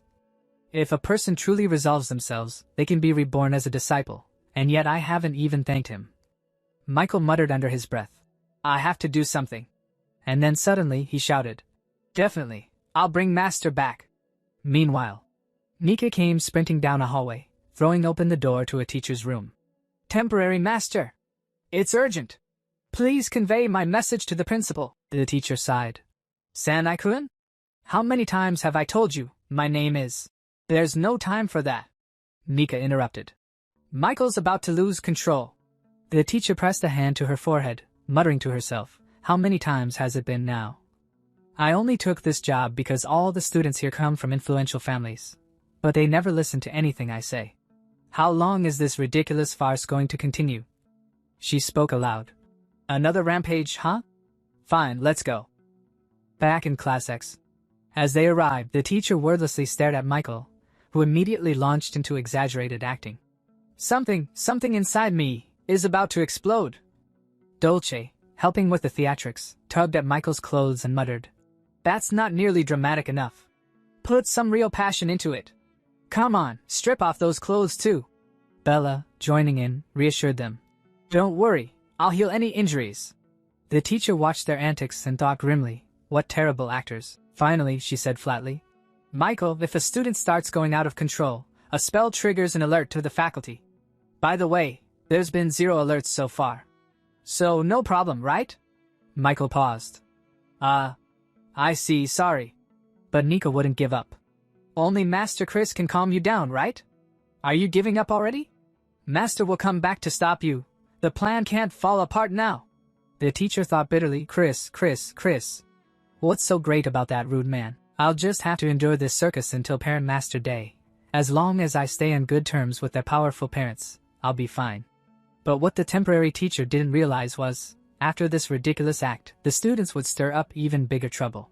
At another place, at an inn called Frog's Rest, the innkeeper was cleaning glasses while keeping a wary eye on Chris. 50 years running this place, and I've never had a guest like him. At first, I thought he was just a shady traveler, but he's been sitting there for 3 hours straight, scowling, drinking top-shelf wine, taking over the entire floor. The atmosphere's so heavy, no other customers will even approach. What is this presence? Is he the demon lord in disguise? Is today the day this inn gets destroyed? No, surely not. Just then, another customer arrived. The innkeeper quickly welcomed him, but when he got a proper look, his face stiffened. It's Duke Sharif? Angelina's father? The innkeeper's heart pounded. And if that wasn't enough, another figure stepped in behind the Duke. It was Natasha Tot, Nika's mother. Honestly, she scolded. I told you not to take off your hood.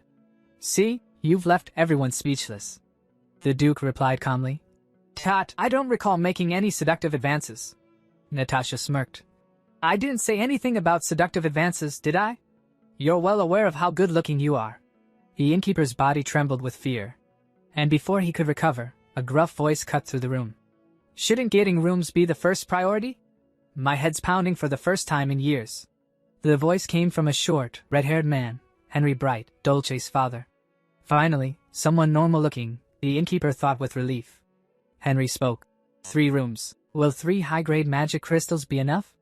I've been shut away in the magic tower for 80 years, so I'm out of touch with current rates. When the innkeeper saw the sparkling magic crystals, his jaw nearly hit the floor. T3 high-grade magic crystals, those could buy several inns. And did he just say 80 years? Oh gods, what day is it today? Just then, Natasha's gaze shifted toward the corner where Chris sat. Bright, she said cautiously. There's something I've been wondering about. She stepped forward, unsheathing her sword and pressing it to Chris's neck. Your killing intent has been leaking since earlier. Do you have business with us? The innkeeper nearly fainted from fear, and the other's attention snapped toward Chris. But Chris remained calm, sipping his wine. Then, with a dark, growling voice, he muttered, Get lost unless you want your head bashed in. Natasha grinned. Oh? Is that so? Maybe your head'll fall off first. The tension between the two flared dangerously. Neither side willing to back down. The innkeeper forced a smile and thought, I'm quitting the inn business. Chris's hand shook as he still held the bottle. He thought to himself that none of this made any sense. All he had done was come downstairs to escape a cockroach. He was sick of the ticking clock in his room and just wanted a quiet drink. Then came the bartender's cheerful, Welcome! Followed by them, Sharif, Tot, and Bright. The Duke of the Knights. The head of the Mage Tower. Why were they here? Then a terrifying word blazed through his mind, parent meeting. No way. His stomach twisted. This is too sudden. I'm not ready. They won't recognize me, right? He stayed in the corner, hoping to vanish into it like a roach. If he kept quiet, maybe they'd leave. But life never let him off easy. Natasha's gaze turned to him. She said his killing intent was still rising, and that his presence alone was suffocating. Chris didn't blink. He knew if he looked away, he'd be dead. This wasn't just anyone. This was Natasha Tot, the famed Red Knight, mother of an honors student, and one of the kingdom's most elite warriors. Her eyes dropped to the sword at his hip. She asked why he hadn't drawn it. Was it just for decoration? Chris panicked. When did she notice my sword? That blade could only be drawn 3 times in total. He couldn't afford to waste one now. Then it clicked, she was a knight. If he didn't strike first, she wouldn't either. Thank the gods he hadn't acted on impulse. Let's keep it simple, he told her. This wine's better than anything in the Red Kingdom. He stayed still, calculating before adding. If I draw my sword now, this entire block will be gone. Then no one will ever taste this wine again. That'd be a waste. He took a slow sip, musing that if the bartender kept charging so little for this, he'd go broke by next week. Natasha laughed. She said it was ridiculous that in a moment like this, he was actually worried about the tavern's future. Then she sheathed her blade and apologized for the intrusion, introducing herself properly as Natasha Tot, newly appointed Red Knight. Chris stared, noting how fast her tone had changed. Natasha said that correcting one's behavior wasn't weakness, that what was weak was a knight who endangered civilians under the guise of protecting them. Turning to the bartender, she said she'd buy every bottle in the place as compensation. Then she looked back at Chris and said there were things they needed to discuss. Sharif, she called. Come here. Chris didn't move. It's over, he thought. This night won't end. The 3 of them gathered around him. Sharif muttered that he'd stick to water. Natasha lifted her glass and said the liquor here tasted far better than any water in their kingdom. As night fell, Chris stared into the bottom of his glass and silently begged, Someone, please save me. Later, he lay sprawled in bed, feeling half dead. He sat up slowly, holding his head, fighting off nausea. Somehow, he had survived the night. Just as he was about to slip back to his room, Natasha stopped him. She said she knew he planned to return to the academy and told him to pack. They were leaving together. They had to move fast, she explained. It was all thanks to Duke Sharif, who, as it turned out, suffered from a devastating case of social anxiety. He had insisted on arriving before everyone else. But that wasn't the only reason. They hadn't traveled all this way just for a parent visitation day. No, it was clearly about the incident at the academy. Rumors were already spreading. A student, one who couldn't be restrained by ordinary magic, had transformed into something monstrous and attacked a teacher. This so-called open day was just a mask. What they truly wanted was to lay eyes on that monster themselves. Chris stepped out of the tavern only to find Natasha waiting for him at the edge of the path. She remarked, with a calm, almost teasing smile, that he was incredibly slow. She told him that his face looked terrible and instructed him to take her arm. If he felt faint, she said, he should lean on her. Chris froze. Had his drunken act been too convincing? Then Duke Sharif stepped closer, and to Chris's horror, the man looked genuinely concerned for his well-being. A wave of dizziness hit him. This felt like he was being escorted. Rain began to fall in a soft drizzle. Henry called for them to pick up the pace, and Natasha, still cheerful, noted how chatting made time pass quickly. Chris gritted his teeth. He was pretty sure only she had been talking. As the academy gates came into view, something shot from the trees. Chris reacted instinctively, slipping on the wet ground. Natasha caught him effortlessly and asked if he was all right. Then, without hesitation, offered to carry him. Shouts rang out from the distance, students calling for their teacher. Chris hissed for silence, but before he could do anything, a beam of golden light sliced through the rain. Nika's longsword caught Natasha's arm mid-motion. Top family light magic, unmistakable. Chris stared, stunned. That young man, was that Nika? It couldn't be. Natasha blinked in surprise. She said she had mistaken the situation for an ambush, but judging by his reaction time, her son had grown. Nika, jaw tight and grip firm on his blade, demanded to know why his mother was abducting his teacher. Chris remained perfectly still, Natasha's arms still around him. This was it. His cover was completely blown. He must have assumed he'd been kidnapped. And worse, it seemed he wasn't the only one who had snuck onto campus early. The students ran toward him, shouting that it really was him, their teacher, Chris. Angelina's voice broke with relief as she said she'd always believed he hadn't been kidnapped. Chris sighed. As suspected, they clearly jumped the wall to get inside. He crossed his arms, tone sharp, and demanded an explanation. His eyes landed on Michael, who recoiled at the sound of his name. The boy clutched his collar tightly, eyes burning red as he cried out for his teacher. Rain streaked down the stone path as Michael stammered that he thought the professor had abandoned them. That was why they'd come, to apologize, to say thank you, to see him one last time. Chris tilted his head. This sounds like something out of a melodrama. Still, as he looked at the drenched, trembling student, something in him softened. These students were strange, yet they made him want to be better. He exhaled and muttered that they'd be nothing but trouble. Then he raised his chin and told them to return to the academy. Surprisingly, everything after that went smoothly. In the grand hall, noble parents chatted with careless familiarity. One waved for Lily and asked what horrors she'd put the professor through to make him vanish mid-semester. Another claimed Chris was the only teacher who could handle his granddaughter. A third declared that someone of his caliber was rare, even in their lineage. Chris realized that, whether through pressure or flattery, the parents had made his return official. Still, facing the silent classroom, he wondered what he was even supposed to teach. He wrote, "Independent study," on the board. Natasha lit up, saying how unique it was. Bright compared it to Eastern meditation practices. Chris glanced over the class, thinking at least those two were no longer an issue. They'd accepted him. But now, he had a different problem, Duke Sharif. The man lounged in the back, face serene. But Chris knew better. He was the one responsible for shaping Angelina into the Academy's perfect princess. A pale hand rose. Angelina asked if she could go to the bathroom. Chris nodded. She stood and immediately wobbled, hand flying to her mouth. Michael reached out to steady her. Duke Sharif narrowed his eyes and remarked that this was unusual. His Angelina didn't act like this. Chris shot up, muttering her name under his breath. She's taking it hard, maybe sneaking off to smoke again. He sighed and followed. Natasha called out, asking where he was going and if he was abandoning the guests. Chris replied curtly that class was over. There was nothing more to see. The doors closed behind the noble visitors. One muttered it was a letdown. Duke Sharif stood silent, while Bright simply said they should get a drink. Chris reached an ornate door. Muffled sounds leaked through, choked gasps and low groans. He paused, thinking that Angelina must have wanted privacy this badly just to hide herself here. Then a red light blinked on the wall. Dang. A translucent screen appeared, announcing the quest's completion and prompting him to choose a reward. Options scrolled: Frozen Warrior's Shield, Succubus Joy, Ultra-Popular Man's Cloak. Chris stared. These rewards are getting weirder. He picked whatever fit his character best and dismissed the screen. Right now, none of it mattered. He entered the room. Angelina crouched beside a desk, shoulders shaking, eyes wet with tears. Chris called her real name, Andante Sharif.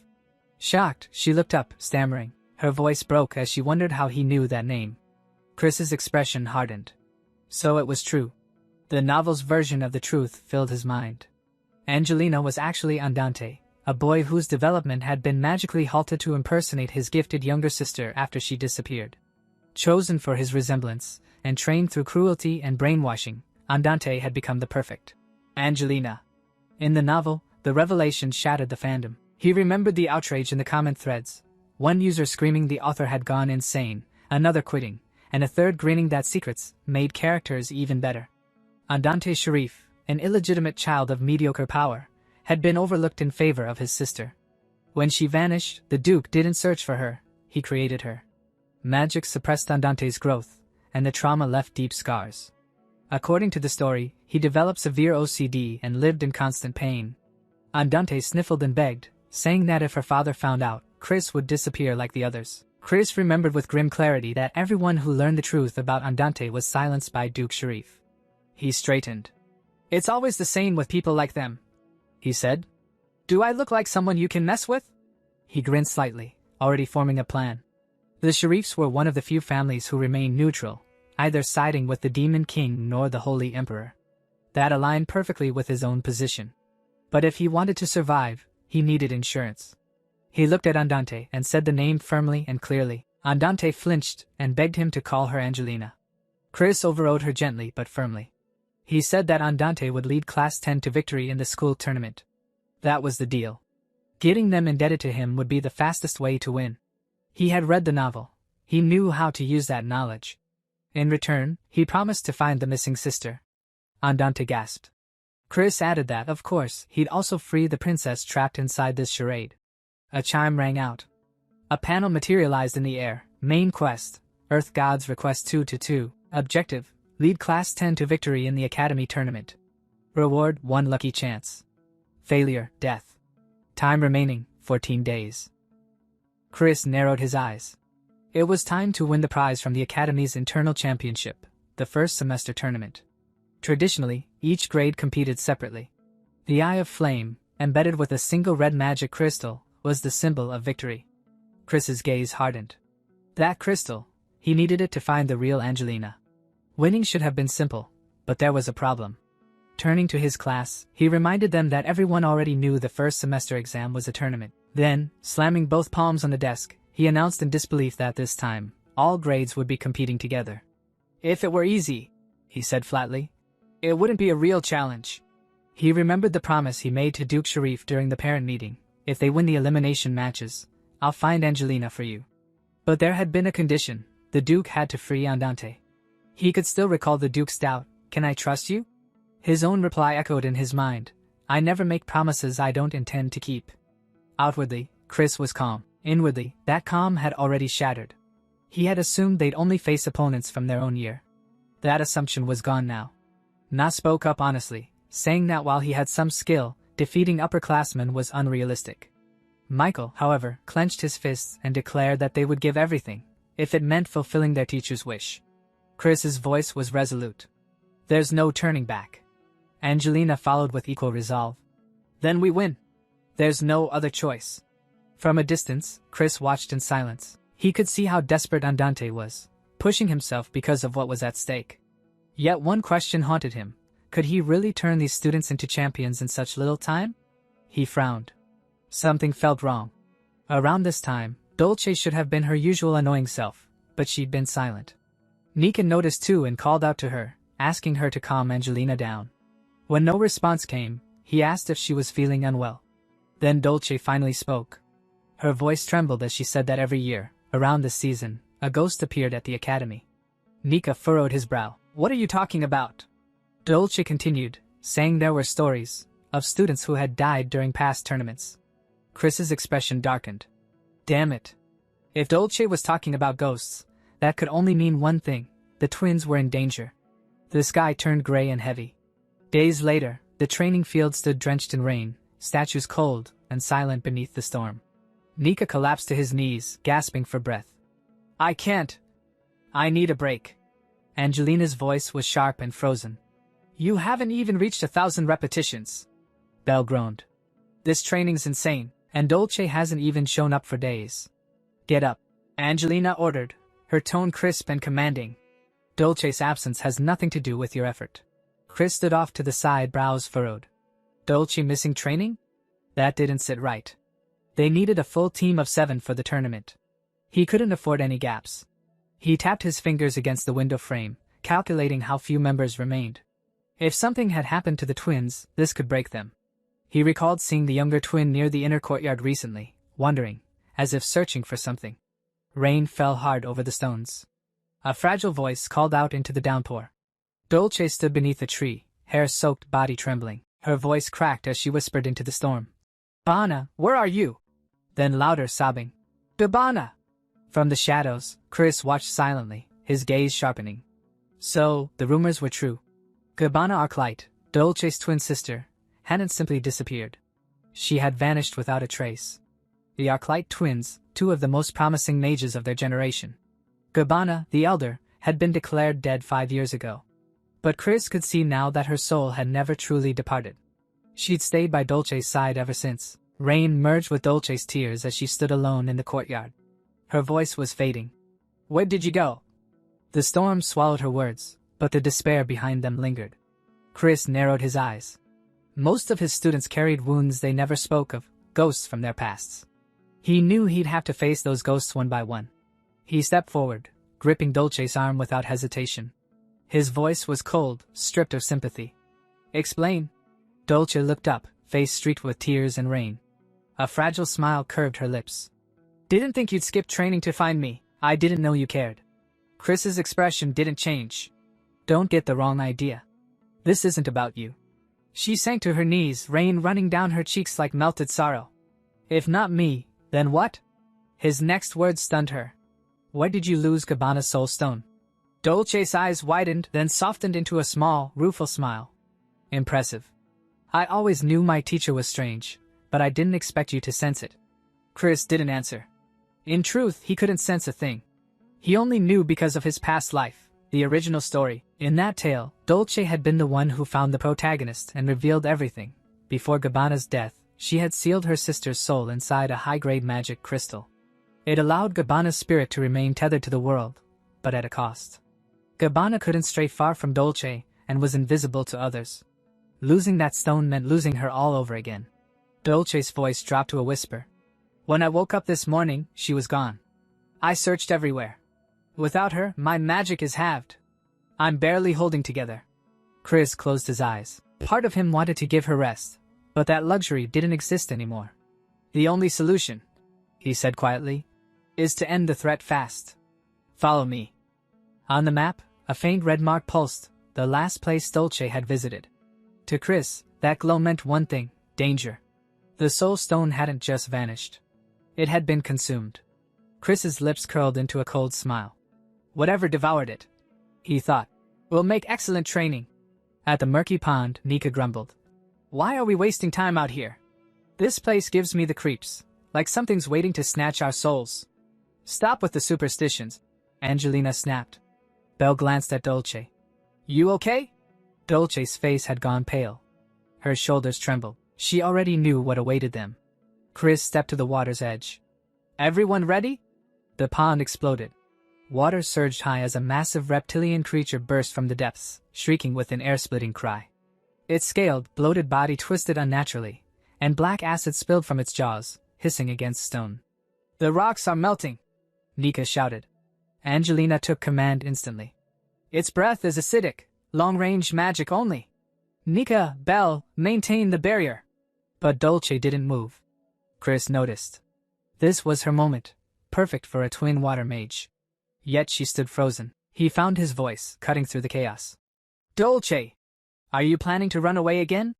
Her breath caught.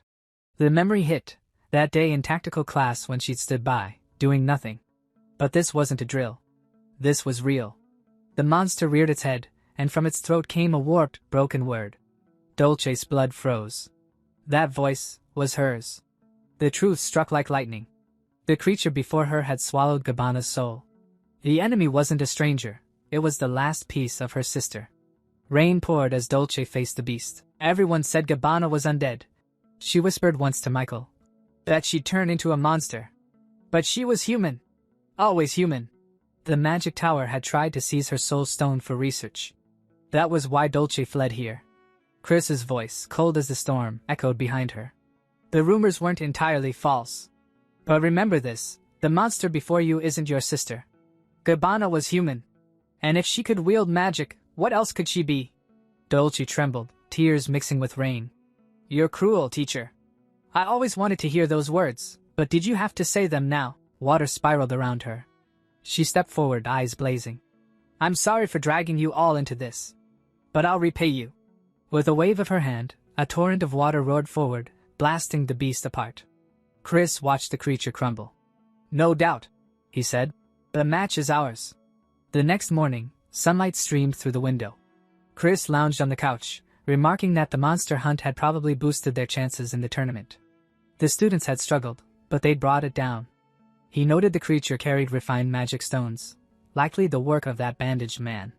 He'd confiscated the stones, handed them out, and told the students to eat up. Risky, but worth it. Still, he warned them to stay sharp. Na's brothers were manageable, but the second years, especially Rain, were a different story. Rain was a rival, mentor, and headache rolled into one. Just then, a door slammed open. A purple-haired boy stormed in. I'm here to challenge the class that defeated the garden monsters.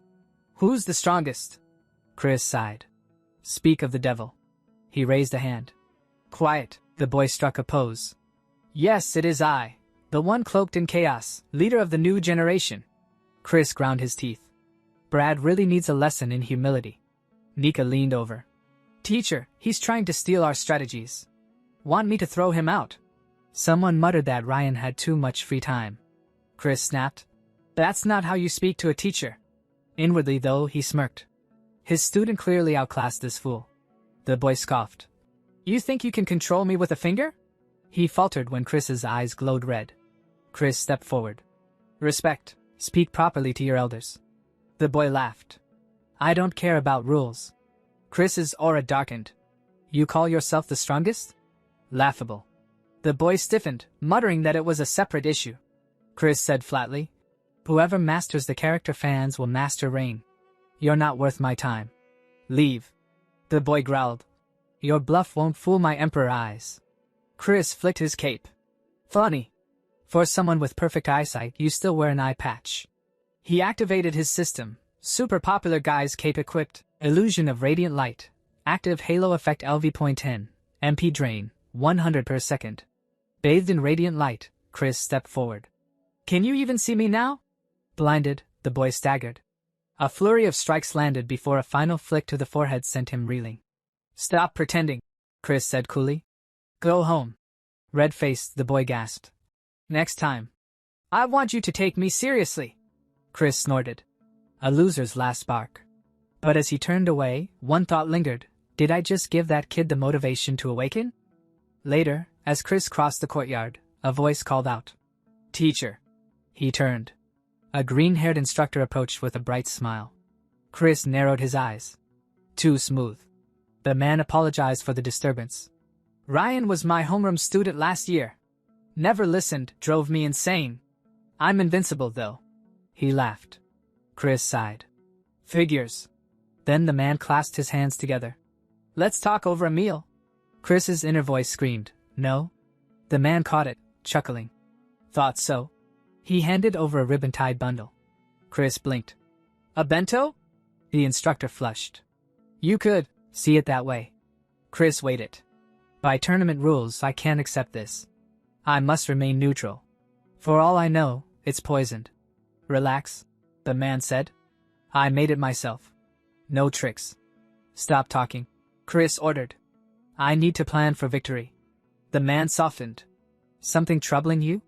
When I'm like that, I go somewhere quiet to think. He handed Chris a map. My secret base. You'll find it easily.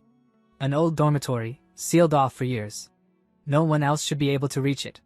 Chris's eyes narrowed. Who is this man?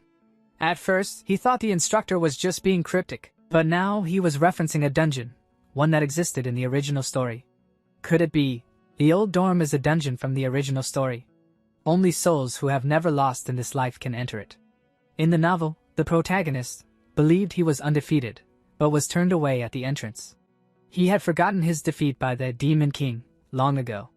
Chris thinks, I didn't think it was a very important place, since the dungeon only appeared in the main character's flashbacks.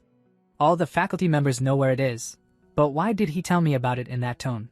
And on top of that, he even said I wouldn't get caught because of the map. Does he have something to do with the system, or is he, like me? No. Whoever he is, I need to stay calm. But Chris ignores it for now, turns around, and starts walking away. As he leaves, he says, I have no idea what you're talking about. Get lost. But the man keeps laughing and says, You're so mean. I'll be busy for a while anyway, so I won't be able to see you. Call me anytime you miss me. I'll come to you no matter what. Chris, walking away, thinks, damn slick talker. I need to step back and think. That night, Chris stands before a massive dungeon, looking up at it. He thinks I ended up here. I really didn't want to, but I heard that Lion Brad joined the top third-year class. This isn't a tournament meant for first years to win. We're basically guaranteed to lose, so I need a cheat code. And the only way to get that is through a quest or dungeon. As he reaches for the door, he suddenly feels a strange flash. He freezes. A white light fills his vision. It feels enormous, light spilling from every direction. This is the dungeon. It seems right. In this world, a dungeon just means an unknown area. But still, there's really nothing here. Then Chris suddenly stops, because he hears a voice. Welcome, okay. I've been waiting, my child. Okay. When Chris looks ahead, he sees something strange floating in the air. He thinks, who's calling me my child? That thing speaks again. I thought you'd forgotten about this place. I was getting worried, okay. Of course, I understand. Your memory isn't perfect, after all. Okay. I can finally help you, okay. In front of Chris is a monkey-like creature.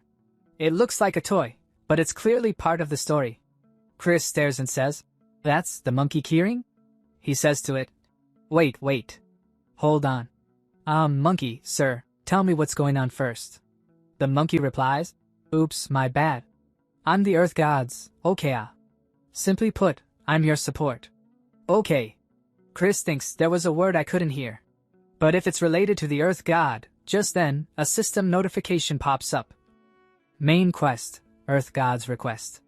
Chris glares at the monkey, making it flinch. He thinks, is this thing the reason behind all the problems I've been running into? The monkey trembles and says, Why do you look so scary? See, calm down and hear me out. Okay. This happens all the time in fantasy novels. You know, when you meet the Supreme Being. Okay, Chris says flatly. Get to the point. The monkey says, I'd like to explain everything, but that's impossible. The Earth God is on the receiving end of, okay. But if you fail, then it'll complicate things. Okay, Chris thinks, those words I can't hear. Is it because I'm a human inside this novel and can't handle it? The monkey says, I had to use a loophole just to meet you like this. Okay, I wanted to help you. You weren't given enough abilities, don't you think? If you're in a pickle, I can use to make it happen. Okay, Chris says. So you're saying you'll grant me a wish? The monkey nods. As soon as Chris hears that, his eyes light up. He's overjoyed inside and exclaims, Oh, Earth God, so you are real. Thank you. Then he says, Then magic. Let me use magic. But the monkey says, Except for that, okay. There's nothing I can do about illegal players. Okay. Hearing that, Chris clenches his fists in anger and thinks, illegal, my foot. I never asked for this. But he forces himself to calm down and asks again. Then strength. Raise my strength. The monkey refuses again. That's a little hard too, okay. It's not available in, okay. Chris grows furious. His eyes blaze like a starving tiger's as he glares at the monkey. He says coldly, Are you kidding me right now? Then what? The monkey panics, waving its hands. Stop looking at me like that. Okay, Chris says. Then can you at least give me an item to help with this quest? The monkey thinks for a moment and then says, You mean so your class can win the tournament, okay? You've beaten the minimum number of monsters needed, so it's not impossible. Okay. Chris nods. Then give me something that can be used for the longest possible time. Suddenly, light bursts from the monkey's body. Chris is stunned. This is all just to give me an item, right? He squints as the flash grows too bright to see. He closes his eyes and thinks, it seems like every time characters like these give me something, it ends up twisted somehow. I hope coming here was worth it. Hold on. The monkey said I forgot this place. But it waited, believing I'd come eventually. Chris suddenly asks, do you know Professor Eugene? Who is he? The monkey blinks in surprise. Eugene, a character named Eugene, doesn't appear in the strongest demon king hero raises hell, okay. Chris is shocked. Before the monkey can say more, time suddenly skips forward. And Chris finds himself at the tournament. His students are cheering. Professor! Didn't I tell you? I told you we'd win. It's all thanks to you, Professor. Thank you so much. Chris is completely lost. What the hell just happened? Then, the system window appears again. Quest completed. You have received 1 lucky chance as a reward. Quest completed. You have received 1 lucky chance. Quest completed. You have received. Chris grabs his head, mentally screaming, damn it, that little monkey just fast-forwarded straight to class and winning. I knew the system was going to mess it up again. It's seriously giving me goosebumps. Then Michael walks up to him and says, Professor, please accept this. I want to give you this honor. Smiling, he hands Chris the trophy. Chris looks at it and thinks, there's still something off about this. But at least I got the mana stone. He grips the trophy tightly and raises it high with energy, thinking, I'll just think of it as a replacement for the missing quest reward. Angelina starts crying. Chris looks at her and says, Don't get too cocky, you brats. Wiping her tears, Angelina stammers, Of course not. We'll keep working hard. Chris thinks, I'm sure the princess played a big part in this, but I have no memory of the entire week. Then Chris suddenly flinches and says to his students, I'm leaving now, you rascals. Michael and the others look shocked. Professor, wait up. Don't you want to savor our win a bit longer? But Chris ignores them and walks straight ahead, thinking, geez, I really get no time to rest. Before he can go far, the system window pops up again, displaying a new quest, main quest, Earth G, S request 2 to 3. Begin the second day of training. Defeat the boss monster with the students. Completion reward, Professor's Grace. If you fail, you'll be dead anyway. Time remaining, 7 days. Chris sighs.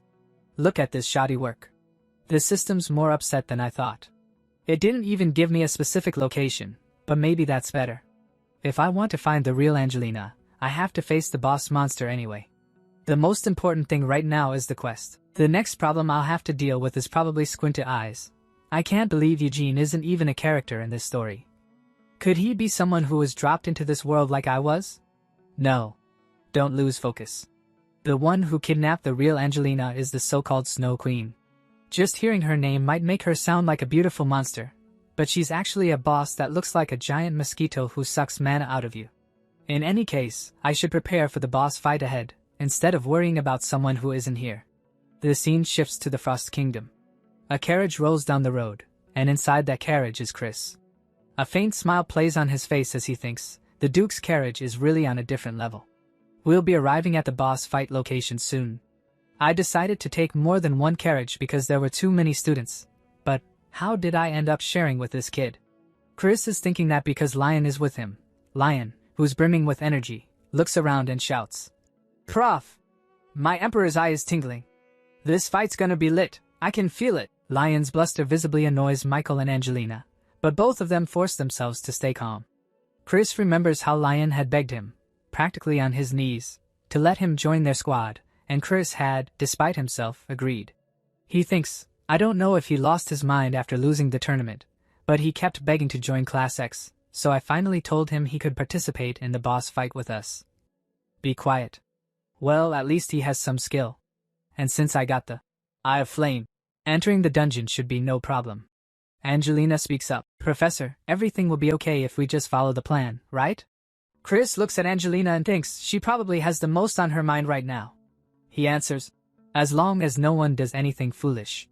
Michael reassures Angelina. Don't worry, Angelina. The professor said everything will be fine. And we're all going to do our best. Chris lets out a small laugh as he watches Angelina and thinks, if it weren't for Angelina's true identity, I'd be impressed with the harem romance situation going on right now. Lion pipes up again. This Kyo has some serious riz. Hey prof, maybe we should give them some space. Chris mutters, geez. That's not even a girl. After a while they arrive at the kingdom's gate. Chris announces, we're here. He explains, this is the Kingdom of Frost. This is the dungeon where the Snow Queen resides. It's been a long time since anyone attempted to clear it. In the strongest Demon King hero raises hell, the protagonist discovers this place while fighting the Demon King's army. It was a complete mess for him because he had to deal with both the Demon King's army and the Snow Queen. But right now, we only have to deal with one of them. I've already told the students about the attack patterns and other tips. Even if it's difficult, knowing how to fight a boss makes it easier to clear. I trust all of you. He raises the red stone, which emits a bright flash. The system notifies him. The Snow Queen invites you to the realm of the shards of the false mirror. The quest difficulty may change depending on the situation. You are a professor. Please finish this class safely. At that moment, Chris notices a huge white mosquito approaching. He becomes alert and thinks, seeing it in person is pretty scary, but there's no time to be nervous. We have to attack before it can make a move. He calls out, everyone, prepare for battle. But when he looks back, he's shocked. They're not responding. Why aren't they answering? Chris realizes all the students are in terrible pain, clutching their heads and thinking of their parents. They're paralyzed. It's some kind of psychic assault. Chris is hit hard by it and swears, damn, everyone's out of it. The mirror world or whatever was a psychic attack. What do I do? It doesn't work on me, but there's no way I can fight it myself. If I want to overcome this, I need someone who can use magic. If it's someone who can't be affected by a monster's psychic attack, then, sorry, pigtails. I need to borrow this. Chris pulls out the soul stone of Dolce's sister, Gabana, and the spirit of Gabana awakens. It worked, he thinks, because Gabana's spirit is now standing before him. There you are, Gabana. Sorry for introducing myself like this, though. Gabana, you specialize in electric magic, right? Gabana answers yes. Chris scans the students and thinks, out of everyone here, the one who needs to wake up most, and the one who can handle a single electric blast. He points to Belle and tells Gabana, I need you to wake someone up with a jolt, starting with her. He reflects on how the world of the strongest Demon King hero raises hell works. The more affectionate, kind, and vulnerable someone seems, the more cautious you should be. There's a reason Belle isn't good at offensive magic. Gabana unleashes her electric attack on Belle, which snaps Belle awake. Belle blinks and sees her professor standing before her. Chris thinks it's because she can compensate for it with pure physical strength. Nika and Lion are strong, but that's just because of their magic. Chris tells Belle, you should probably hide those ears and tail. Belle is startled, touches her ears to check, and Chris thinks, but healers are the real deal, even if she's hiding her true form and power. Healers are a werewolf half-breed. Werewolves have been bred for brutality and force, but because of what they've experienced, healers despise violence. That's why they've become obsessively kind, and why they're the ultimate weapon to use at the last moment. He asks Belle, Frisia, can you dispel this magic? Belle steels herself and replies she'll try her best. Chris thinks, of course, I'll need to avoid using her until absolutely necessary. His attention snaps back to the mosquito, which is moving back toward the kingdom. Chris sees an icy shadow frozen in the ice on a mountainside, and when he looks closely, he realizes it's Angelina's twin sister. This is who I was searching for, he realizes. The mosquito carries that frozen block of ice downward. Chris says aloud, is that why it was just watching? Because it didn't have enough mana? I need to deal with it before it starts draining Angelina. He looks to Belle and asks, Belle, are you done? Belle says, almost. But the last one. Chris's eyes go to Michael, who's suffering badly. He thinks, of course, the main character. I guess it's not an ordinary nightmare. I should have expected that. Out of everyone here, he has the darkest past. It's probably not a good idea to let him go berserk again. Especially since he has the skills we need for this fight. Chris tells Belle, Frisia, prepare a mind link spell. I'll bring him back myself. Belle hesitates, panicked. Professor, are you serious? If anything goes wrong, you could be imprisoned forever, too. Chris considers, really? The main character used it all the time in the story, so I thought it was okay. But I can't back out now, he says firmly. In case you forgot, all of you are still in training. And I'm your professor. The leader must always take responsibility. If anything happens, you can just cut the connection and pull me out, can't you? I think you're capable of that much. Those words bolster Belle's confidence. With newfound determination, she replies, Okay, Professor. I'll manage it somehow. I'll make sure you get out safely, so don't worry.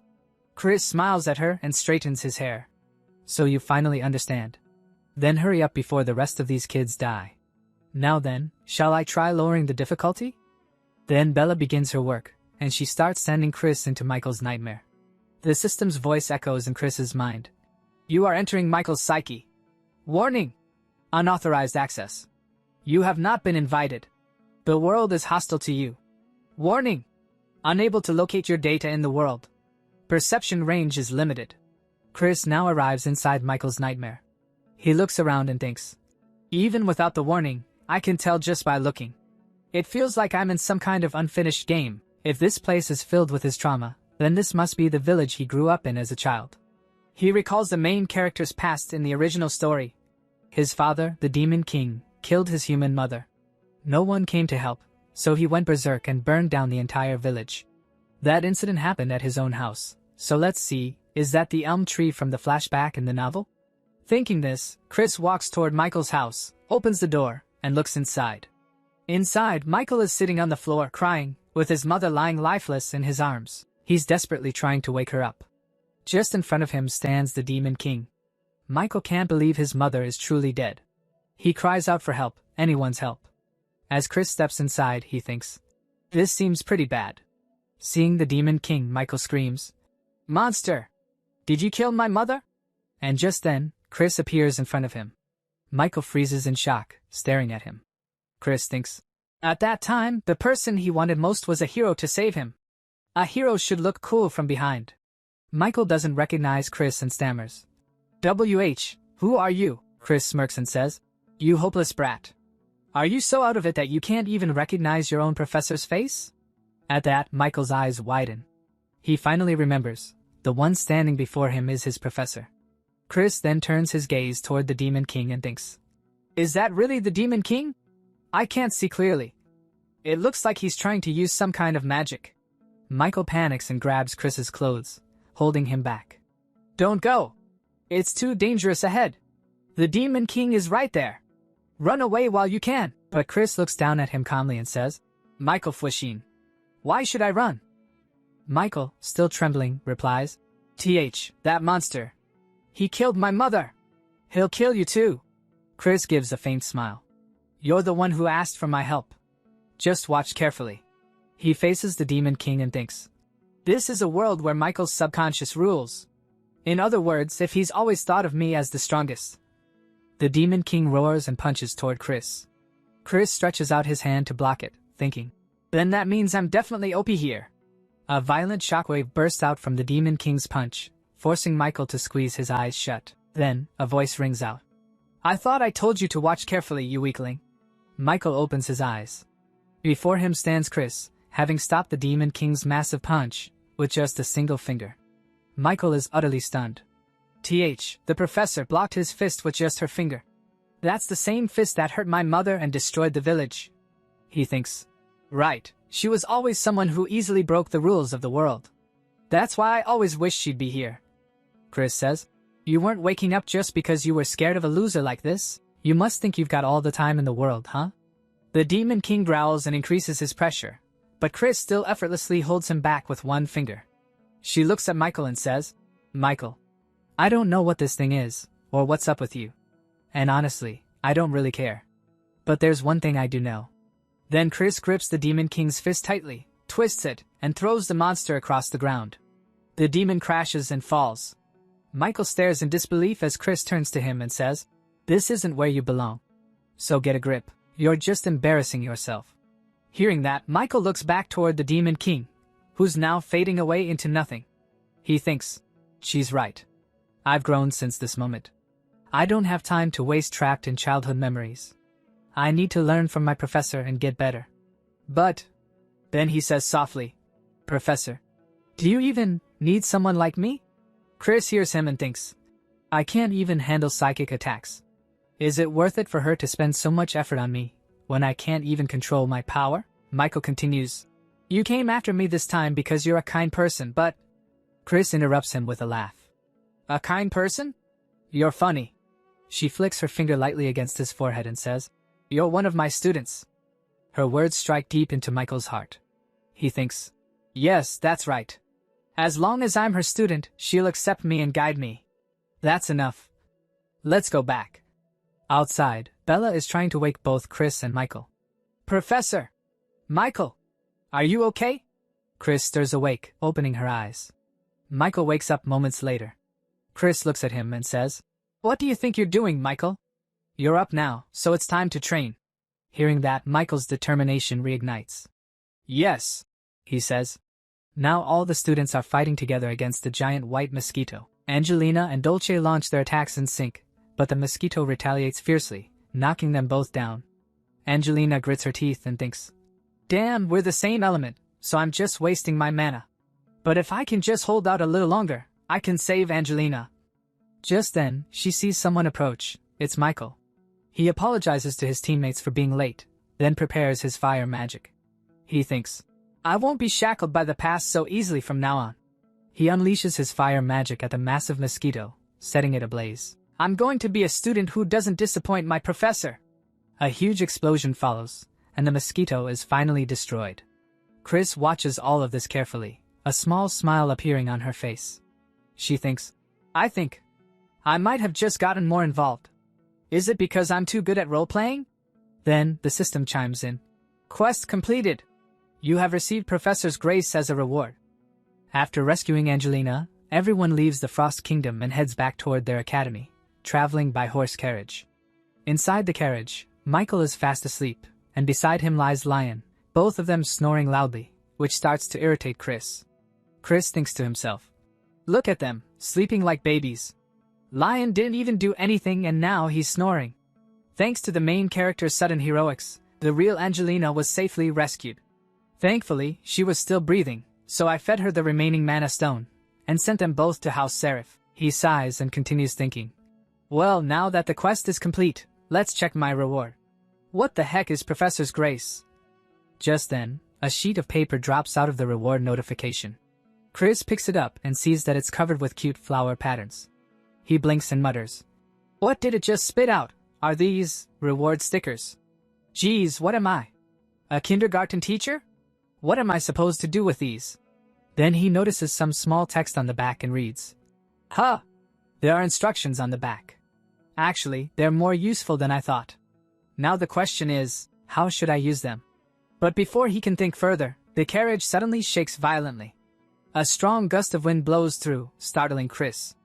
Michael and Lion both jolt awake. Lion rubs his eyes and says, What in the world was that? Chris looks upward and immediately realizes what it is. That sound, it's from a monster. Michael yells, Are we under attack? Professor. Lion. Are you okay? Lion grins and says, Never been better. It seems the Dark Horde has followed me all the way here, probably jealous of my strength. Michael rolls his eyes. Okay, so you're fine, Chris thinks dryly. What a brat. If he wants to keep his act up, he needs to stay calm and cool like me. Then Michael turns to him, serious now. What should we do, Professor? Should we run? Or should we fight back? Chris notices the fire in his eyes and thinks, What the? I know he's always been obedient, but after that boss fight, his trust in me is on a whole new level. He sighs inwardly. He really shouldn't be so eager to follow Chris, though. Anyway, I have a hunch who's after us. So, how about I take a gamble? He straightens up and commands, Both of you, keep your eyes closed until I say otherwise. As soon as Chris gives the order, both Michael and Lion obediently close their eyes. Chris nods. Good job. Then the system chimes in. Professor's Grace is now in effect. Chris smirks slightly, thinking, Item usage conditions. When students listen well, compliment them and give them stickers. This isn't exactly the best timing for compliments, but, he says aloud, Well done. waiting until your opponent's mana is almost depleted. I can't help but admire your cowardice. Then he groans mentally. Have you ever heard of sarcasm, you damn system? Suddenly, a cold voice echoes from outside. But your tricks won't work as long as we don't make eye contact. It's amazing how you've managed to maintain your position with such pathetic abilities. A figure lands on top of the moving carriage. A monster crouched beneath a cloaked, bandage-wrapped man. The man smirks. Dame Chris, don't you think you're being a bit too harsh on me? We haven't seen each other in so long. You're hurting my feelings. Chris narrows her eyes and thinks. Originally, we should have met her inside the dungeon. It looks like the Demon King has been watching us, she replies coldly. What about the other carriage? The bandaged man chuckles. My little pets are playing with them. It seems everyone I have business with is gathered in one place. Chris curses inwardly. Damn it. This is going to turn into a full-blown battle. The man laughs softly. Don't be too afraid. I'm not here to slaughter you today. Chris analyzes the situation. The monsters look dangerous, but the real danger right now is that bandaged freak. If anyone makes eye contact with her, their skills will be temporarily frozen. That means no magic. I guess this'll be good practice for fighting with their eyes closed. She steps aside and places Michael and Lion in front. You too feel the altered flow of mana within your bodies. Use your whole selves to sense the situation. Lion blinks, confused. Do what now? But before he can ask again, the bandaged man raises his hand and says, Apologies, but this is actually a test from my young lord. If you get involved, Dame Chris, I think it would be considered cheating. He then casts his bind magic, and glowing chains lash out, wrapping around Chris and locking her in place. Michael panics. Hey you! What have you done to my professor? The man chuckles. Goodness, young lord, don't get carried away. My lord gave me a curse to test, so I had to try it. By the way, I'd advise you not to try breaking those chains. The stronger you are, the tighter they'll bind. And you, Dame Chris, are incredibly strong. Michael yells. You coward, professor! Don't worry about us, take care of yourself. Lion grins. Yo, prof! Just keep your eyes peeled and watch what I do. Chris, still bound, thinks with a dry laugh. This is actually a good thing. I'm so freaking lucky. No wonder it felt like I was tied up with jelly, but I can't just break out now. Come on, kids. Fight for me. Show me the effect of those stickers I gave you. The bandaged man laughs darkly. Come now, my pets. Let's awaken the young lord's power. It's time for a hunt. Michael clenches his fists, frustrated. Damn it, I don't have much power left after finishing that dungeon. But then, something strange happens. The stickers that Chris had given them begin to glow, releasing a surge of radiant energy. Michael gasps, feeling the warmth spreading through him. What is this? It's like my magic is recharging. No, doubling. Fueled by the sticker's magic, he channels a blue flame spell and hurls it at the approaching dragon-shaped monster. The explosion shakes the entire carriage. Lion laughs in exhilaration. Whoa! For some reason, my power's out of control. I can hear the demons breathing. The bandaged man stares in disbelief. Weren't their powers completely drained by the dungeon? It's like they're being recharged with endless mana. They don't even have mana stones. Wait. His gaze shifts to Chris. Blood is dripping from her mouth, but she's still smiling defiantly. The man feels a chill and thinks, she must have done something I never expected. Right. This is how my dear Dame Chris should be, the ultimate powerhouse, who knows no fear and never surrenders. Meanwhile, Michael and Lion are burning through their mana wildly. Whoa! We really have endless mana! Michael shouts. This has to be from the professor. I won't let it go to waste. Chris listens quietly, still bleeding, her expression calm but tense. Inside, she's screaming in her head. Guys, stop using so much of my mana, you punks! I know I have S-rank mana, but at this rate, I'm dead. Then the system coldly informs her. The item Professor's Grace transfers your power to whoever you place the sticker on. Currently transferring S-rank mana. This part begins, and Lion and Michael are fighting those monsters. This is happening because Chris is helping them, and Chris is thinking. Since all I can give is mana, I offered them unlimited refills, but it feels like 2 giant mosquitoes are sucking me dry. But an unknown woman goes toward Chris and says to her, My. Dame Chris, there's no need for you to try so hard. Your face is as pale as a corpse. Michael sees that this woman has gone near Chris, so Michael gets angry and attacks her, shouting, Hey you! Don't go near our professor! But the woman easily blocks Michael's attack and says, That's enough out of you, young lord. If you're bored, go play with my little Pippi for a while. The adults have things to discuss. Chris thinks, that name doesn't match at all. And she says to the woman, I have nothing to say to you. The woman says, Dame Chris, are you still holding on to your pride? That's what is so charming about you. Even for you, it must be difficult to endure my lord's curse. It's been a long time since I've seen you bleed. Seeing her behavior, Chris thinks, Geez, she gives me the creeps. Is she in her right mind? And the woman continues, Just what sort of magic are you using to make them move like that, HM? If you've used that much mana, I bet you're in a lot of pain. Chris thinks, No, of course she's not in her right mind. I knew she was a pervert. Then the woman touches Chris's lips and says, It's beautiful how you don't give in even when you're breaking out in a sweat, my dear Dame Chris. Chris thinks, I'm only sweating because you're such a creep. Wait a minute, what are the odds that this act I hastily concocted would be so accurate that it could even fool someone who knew the real Chris? There's something definitely. And then Michael again attacks the woman and shouts, I said get away from our professor. Chris gets scared even by Michael's attack. That scared me. The woman steps back, and Michael yells, Professor, are you alright? We took care of all the monsters. Lion says, What the? How dare you have an upperclassman clean up after you and just leave? And Chris says to Michael, Took you long enough. You can open your eyes now. Michael says, Why you're bleeding, I'll get these chains off you right away. But Chris uses her strength and easily breaks the chains. Seeing this, the woman is completely shocked. Chris says to her, Don't ever bother me again. And she thinks, Thanks for being so delusional. I was able to keep up my act of getting caught on purpose. The woman stays silent for a moment, then suddenly smiles, but purple energy begins to leak from her body. It's a curse, and it starts affecting her body. Yet she says, I can't believe you endure this curse so calmly. Chris looks at her and thinks, Wait, is she getting penalized for me breaking the curse?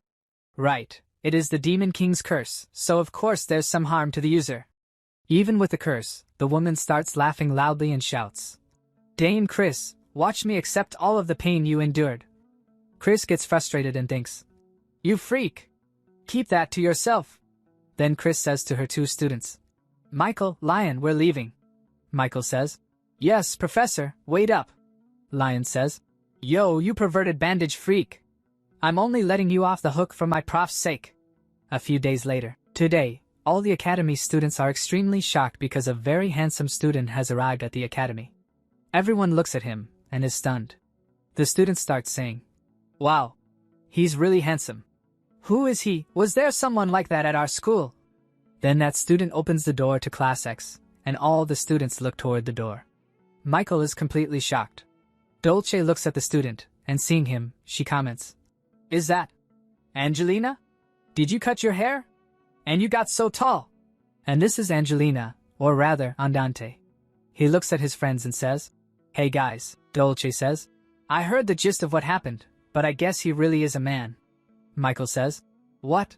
Am I the only one who didn't know? The professor mentioned it, remember? I guess you were asleep. Dolce says, Honestly, I've been exhausted ever since the dungeon.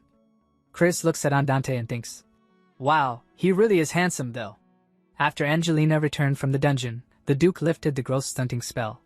Once the real Angelina recovers, she'll come to the academy, and for now, the princess has gone back to being Andante. Seeing it in real life feels different than reading about it.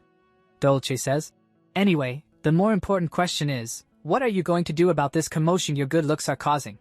It's only because Angelina is going around telling everyone that we're related.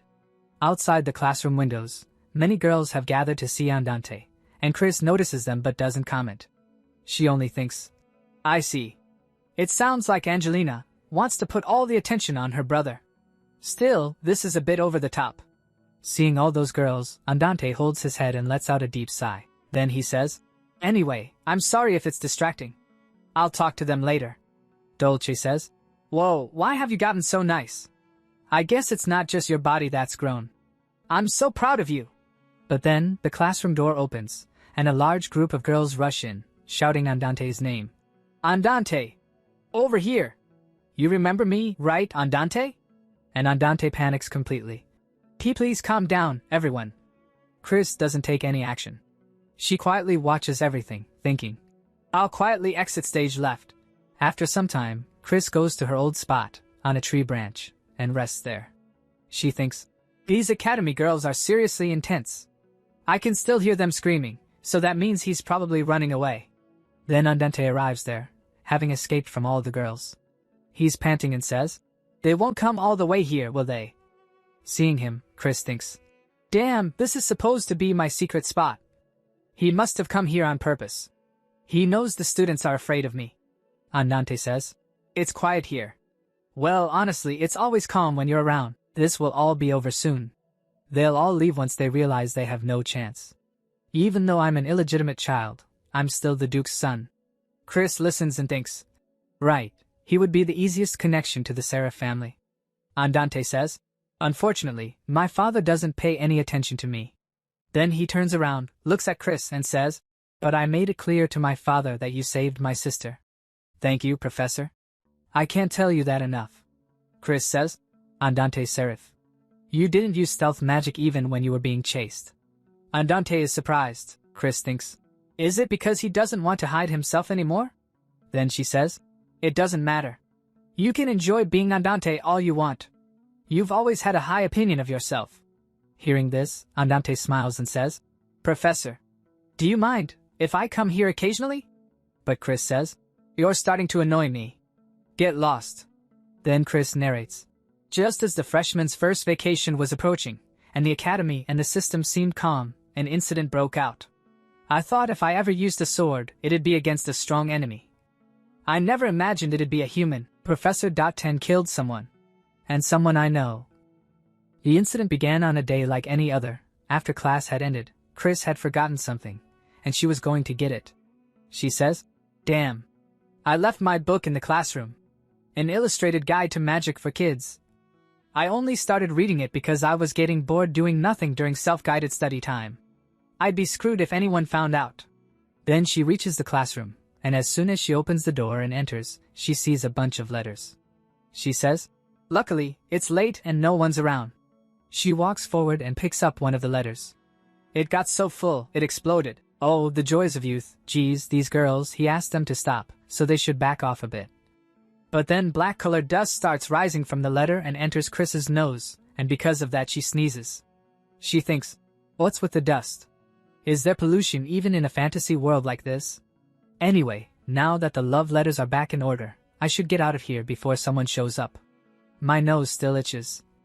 The next day, Chris is heading toward her class, yawning, and she thinks, another uneventful day. I haven't even got a quest in a while. It's nice to get a bit of a break though. But when Chris opens her classroom door, she gets a huge shock. Standing right in front of her is someone who looks exactly like her. Seeing that, Chris is completely shocked. Michael and Andante also see Chris and are equally shocked, and Michael says, huh, there are two professors. Andante says, what's going on? Chris looks at that woman and thinks, is that the real Chris? No, calm down. I'm definitely the real Chris. Then the dot on the map. I knew it, it's red. And there's no name. It's the same thing that happened with the lizard monster. So that means, it's a monster taking on a human form. Better known as a doppelganger. In this world, there are many types of doppelganger monsters. From those that simply mimic appearances, to those that devour people and absorb their memories and personalities. I don't know what kind this one is, but I have to let the kids know it's a fake.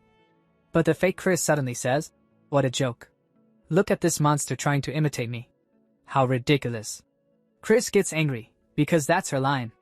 Nika says, so, it's a monster. I never thought a doppelganger monster would end up here. Dolce says, I don't get why it would copy our professor though. I wouldn't have done that if it were me. Chris thinks, you punks, I can't believe you're just believing it. I need to do something quick. She steps forward and says to students, you good for nothings, no matter how dumb you all are, I thought you'd be able to tell the difference between a monster and a human. But I guess not. Then Chris tells the students, this is the last test of the semester. Choose the real one. Those who don't answer correctly will not return next semester. And the system gives Chris a new main quest. Main quest, Earth Gods Request 2-4. They say that if you meet a doppelganger, one version of you dies. Take care of it before the process is completed. Completion reward, short-haired doll. If failed, lose your spot to that impostor. Time remaining 3 hours. Chris says, first, close and block the front and back doors. She thinks, we need to make sure Andante's fans don't find out and spread rumors. Sorry kids, if I could use magic, I'd reveal the truth right away, but it looks like you'll have to do some of the work that I can't. Michael says, how dare you do this to our professor? I'll kill you. Dark energy bursts out from Michael's body, and Chris gets nervous. She thinks, you don't mean me, right? A little later, class discussion begins. Nika says, no one noticed anything off until B came in. Don't you think that's because A is the real one? Explanation appears. Group A, the real Chris is the one who was in the classroom from the beginning. Group B, the real Chris is the one who came in later. Michael says, it's so obvious that A is the monster and B is our professor. What in the world is making you think our professor is that monster?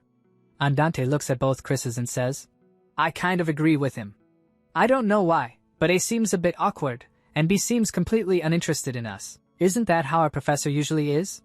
Michael and Nika start fighting about which one is real. Dolce smiles watching them and says, instead of arguing amongst ourselves, why don't we just ask them? We can ask questions that only the real one can answer. I'm sure you've all been curious about our professor, right? Why don't we use this opportunity to get a little info? Dolce thinks, I think Michael will have some especially fun questions. Nika likes the idea and agrees. He says, okay then, excuse me, Professor A. What do you think about us students? The fake Chris thinks a bit, then answers, there's no reason for me to dislike you. You're just you. Hearing that, Chris is shocked and curses inside. WH what? You bastard! It's imitating me pretty well. She thinks, it looks like the dust I inhaled yesterday was mimic spores. The quest window said to deal with it before it was completed. Mimic spores usually split in two. One half enters a human body and drains their mana, and the other half uses that mana to grow into a mushroom that mimics humans. The problem is, if I attack them before they come back together, they'll regenerate infinitely. If I'd known I'd have to break character like this, I would have just killed them all before. Just like Michael did, in the original story, Nika says. I knew our professor was just pretending to not care about us. The fake Chris says, think whatever you want. Chris thinks, damn. It's totally copying me by being tough but caring. Michael looks at Chris and says, what about you, Professor B? Chris says, it's not worth answering. Michael says, I see. Then I'll ask the next question. Professor, there's a place I'd like to go with you. Do you have any plans for the break? Chris is stunned. She thinks, what the heck is up with these questions? The fake Chris answers, I don't. I'm still thinking about where to go. I've always been like that. I never know where I'm going. Hearing this, the real Chris is even more shocked.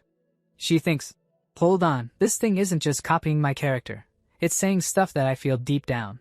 Not as Chris, but as my true self. The fake Chris continues, there are times when I question what I'm doing. Chris thinks, this is so embarrassing. It's hard to hear my true feelings being said by someone else. The fake Chris says, at times like this, I wish you were here. Chris's eyes widen. What? What does that mean? I've never really relied on anyone, so who is it talking about?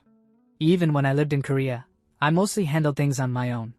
Are these just my doppelganger's thoughts? Is it a mistake? But something feels off. Like when I met that monkey. The fake Chris says, I wish you'd guide me like you always did. And right then, Eugene enters, smashing the door open. He says, geez, how'd this break? Sorry about that. I knocked, but there was no answer, so I just gave it a slight push. Then he looks at Chris and smiles. It's been a while, Miss Chris. And, who do we have here? Eugene enters the class, and he sees two Chris standing in front of him, and one of them is a fake Chris. But when Chris sees Eugene, she becomes completely shocked, and she is thinking, what the? This is very strange timing. It's almost like something is telling me that I shouldn't listen to this doppelganger anymore. Or do I just feel like this because the one who showed up was that guy?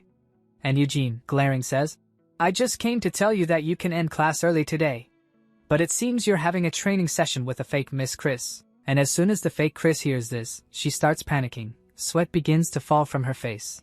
And then she gets up from the chair and starts running outside the class. Chris sees this and becomes shocked, and she quickly stands up and starts thinking. Is she running away because she feels threatened? I have to go after her. And now Chris starts going after that fake Chris. She runs quickly past Eugene, and she thinks, things will get complicated if someone else kills her. And Chris equips the monkey keyring, about which the system says, you have equipped monkey keyring. Your agility is increased by 1 rank while wearing it.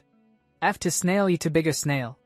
And while chasing the fake Chris, she tells her to stop, and the fake Chris stops and turns back to Chris and says, what incredible mana. Only a day has passed and I've already gathered this much. Chris says, why you little? Fake Chris says, humph, you might think I'm nothing right now, but soon that will change. I've looked inside you and seen many things. I know things you don't even remember. Hearing her words, Chris thinks, is she trying to stall until the spores fuse? That's okay. Even a weakling like me can take those spores down. I just need to aim for the heart. If they're already fused, they won't regenerate. And her hand goes toward her sword, and she grips it tightly. And fake Chris continues, I feel bad for that one as well, to have done all that, and you still won't remember. And before she can say anything more, Chris slashes with her sword and kills that fake Chris on the spot. Only her scream is heard, and the fake Chris falls to the ground. Hearing her scream, the students come out to see what is happening outside. And then the system says to Chris, quest completed. You have received short-haired doll as a reward. Short-haired doll can replace a person. Use it wisely. And the students see that Chris has killed someone, and they start murmuring, Professor .10 killed someone. And then that fake Chris's body starts disappearing, and seeing this, the students say, huh, she's disappearing. And Chris thinks, that's what will probably happen to me if my act gets found out. What is this, some kind of warning? Anyway, that little weakling sure talked a lot. For now, I should just slip away while everyone's figuring out the situation. I didn't kill anyone. Not yet. A little while later, in another place, another professor says to Eugene, oh dear, I think it would be better to put up a new one. Even if you did feel a monster's energy, why were you in such a hurry that you broke down the door? Professor Chris was in there anyway. So Eugene laughs and says, haha, I'm sorry. I just got carried away. And that professor says, so the rumor about you asking her out on a date was true, I guess. Do you really like her that much? She has her charms, but she's not exactly the ideal woman, you know. And as soon as Eugene hears this, he becomes angry, and he says to the professor, oh, so you always thought she was charming too, huh? I never knew. Seeing Eugene's angry face, the professor becomes nervous and says, WH, what are you talking about? You know that I celebrated my 15th anniversary with my wife yesterday. And then Eugene's angry face turns into a joking face, and he laughs saying, haha, I know. I'm the one who recommended the restaurant you went to. Don't worry, it was just a joke. Miss Chris isn't easy to figure out. No one really knows much about her, but the professor says, you talk like you know something. Do you have some secret history with her? Hearing that, Eugene becomes silent for a moment, then smiles and says, of course not. The next day, Dolce is sitting in the office, and she is thinking, why does the professor want to see me alone? I thought Bells was just messing around. Belle had said, Dolce, the professor wants to see you in her office. And then Chris enters the office, and Dolce looks at her, and Chris comes forward and sits on the chair. Dolce asks her, Professor, why did you want to see me? I reported the incident with the monster to the principal yesterday. But Chris doesn't answer. Instead, she starts giving her the doll that the system gave her. Seeing it, Dolce becomes shocked and says, what on earth is this? In response, Chris says, it's a doll. Taking the doll and squeezing it, Dolce says, I can see that. But why are you giving it to me? So Chris says, next semester, register properly before attending classes. Dolce becomes a little confused, but then the spirit of her twin sister, Gabana, comes out, and Chris says to Gabana, how long do you plan on secretly taking classes? Gabana? Gabana says, it's a flimsy body, but since I used a doppelganger's mana stone, she should be just fine. And Dolce becomes shocked and thinks, wait, is she talking about necromancy? That's magic which can make a spirit possess an object. How does she know about such long-forgotten magic? I've tried plenty of times already, but Gabana's soul is too strong, so it always failed. It would take an extraordinary kind of magic to make an object that could work. And Chris thinks, was she stalling for time with the doppelganger so she could feed it mana? Just how much does she know? Then Gabana says to Dolce, that's good, Dolce. You won't have to suffer alone anymore. And Dolce thinks, right. When I lost the soul stone, I explained the gist of it to the other kids, but I couldn't tell anyone all the details about Gabana. I never thought someone would ever treat Gabana as if she were alive, and even offer a solution. Then Chris says, do you think you're the only one in the world who has gone through this kind of thing? Get rid of those arrogant thoughts. But Dolce thinks, has the professor gone through something similar? She must have studied this magic because there was someone she wanted to get back to. I'll really never be able to beat her. And Chris says, aren't you going to take it? So Dolce says, I will, because I don't want to hear you calling me arrogant. Then Chris stands up and starts leaving, but while leaving she says, whatever. Figure it out before the next semester starts. After Chris leaves, Dolce says, phew, how cold. But, thank you, Professor. On the other side, Chris comes out of the office, and she is calm, but inside she is saying, honestly, even though it was a one-time use item, I could have used it as a shield. I agonized over whether to give it to her or not. But Gabana is a member of Class X, and in the long run, it'll be beneficial for me. But seeing how emotional Pigtails was, I feel a little bad. Oh well. With her talent, she'll probably figure it out before the vacation is over. Anyway, what should I do with my time off? But as soon as she moves forward, someone appears in front of her, and the first thing that person does is scold Chris, because of which Chris becomes completely shocked. In front of her stands a small-looking girl, and in an angry voice she says to Chris, you rascal. I'm the principal, and you make me come all the way here myself? How heartless. In fantasy novels, the academy principal usually appears in one of two ways. Either as a bearded old man or a very young child. The principal says, I can't believe you never even came by to say hello. Geez, young people these days. And the principal's name is Lily Bidalua, and Chris thinks, even if she looks like a cute young child, underestimating her would be a mistake. You'd only end up like Lion. She doesn't even take it easy on her nephew. The principal continues, Aya, just ignore my hopeless nephew. What a rude kid. How dare he touch my hair? Chris asks, what do you want? So the principal says, you know how to dance, don't you? Chris thinks, what? Huh. Not at all. Then the principal gives Chris an invitation letter and says, the Holy Emperor's birthday banquet is coming up. I want you to help make the preparations. Then Chris's system activates. Earth God's request. 2 to 5. The principal is giving you in Class X an invitation to the Holy Emperor's birthday banquet. Get through the banquet with Michael without a hitch. Completion reward, Ring of Reflection. If fail, dance with skeletons. Time remaining, 15 days. Chris thinks, they're going through all this trouble to give me this quest, just because I didn't go see the principal. But it's not all bad. I should start to work on earning the Emperor's trust. The Grand Temple is located within the Divine Kingdom, a small nation ruled by the Holy Emperor. Security is extremely tight, and civilians aren't allowed access to the temple unless they have a special reason. The principal continues, I'm giving you a rare opportunity. This banquet is especially significant. I heard the Emperor is unveiling a remarkable relic this time. Sometime later, Chris tells Nick everything the principal said, and hearing it, Nick gets excited. He says, are you serious? I've only heard rumors about the 5 holy relics of the Great Temple, but now I can see them with my own eyes. And this is all thanks to the principal. Chris thinks, I was wondering where the principal's pet was. And he says, don't take that old geezer's word for it. What exactly does he want? Nothing much. He just wants to see Michael and the professor who has gained his loyalty. He probably just wants to introduce himself, and the principal had said, by the way, take my worthless nephew with you. That's your punishment for not coming by to see me. And Chris thinks, is she sending Lion to keep an eye on me? How annoying, then Nick asks. What about me? I'm going too, right? Chris sighs deeply. I'd better get a nice reward for this. To Nick, Chris agrees to take him and he says, gosh, don't worry. I'll make sure you're not disappointed. Sometime later, they head toward the Divine Kingdom.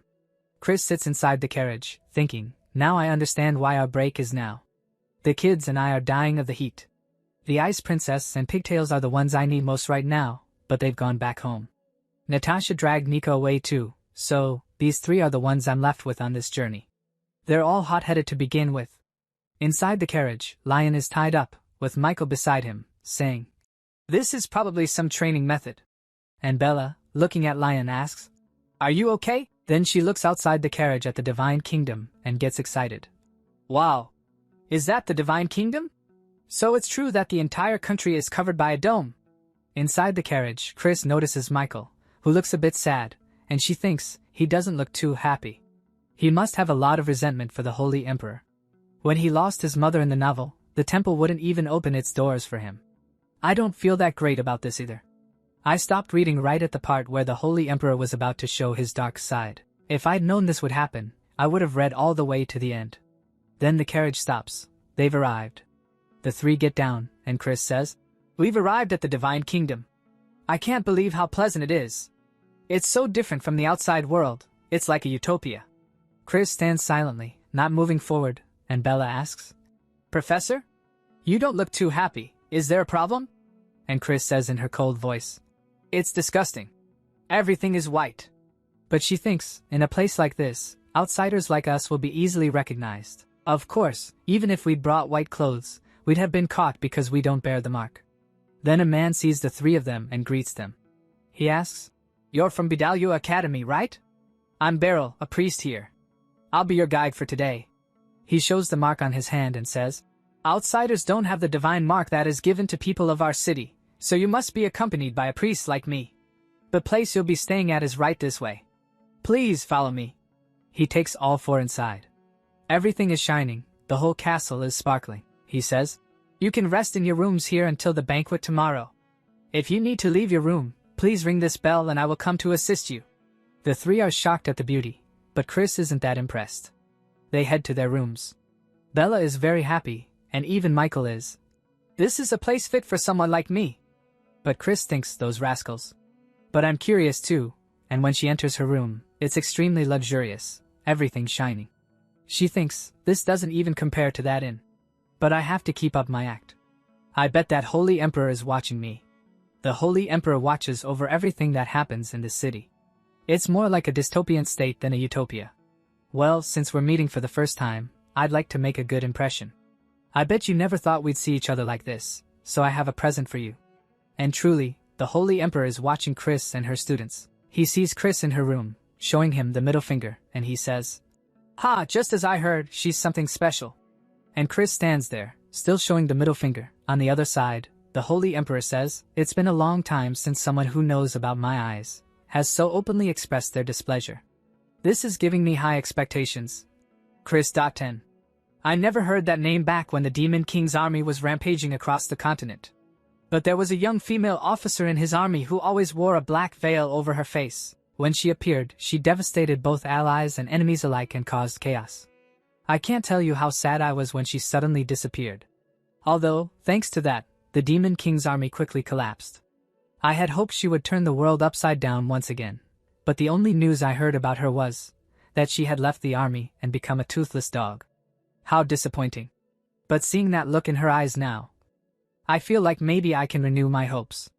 Then he smirks, placing his hand on a crystal. "Take this chance, and show me that you have yet to be tamed. Prove to me that you are the black chaos I longed for. This banquet is proving to be more exciting than any we've had before." The next morning, Beryl arrives with a box in his hands. He smiles politely and says, "Good morning, everyone. Ahead of today's banquet, our Holy Emperor has asked me to deliver a gift to Professor 10. Chris glances at the box and thinks, a gift? Yeah, right. That Emperor bastard must have enjoyed being provoked by me. Beryl continues, "I heard you didn't have anything suitable to wear to the banquet. This is probably for that purpose." Chris takes the box and opens it. No way. It can't be.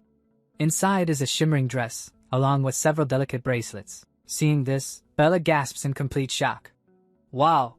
So pretty. It's sparkling." Lion whistles. "Whoa. That definitely looks expensive."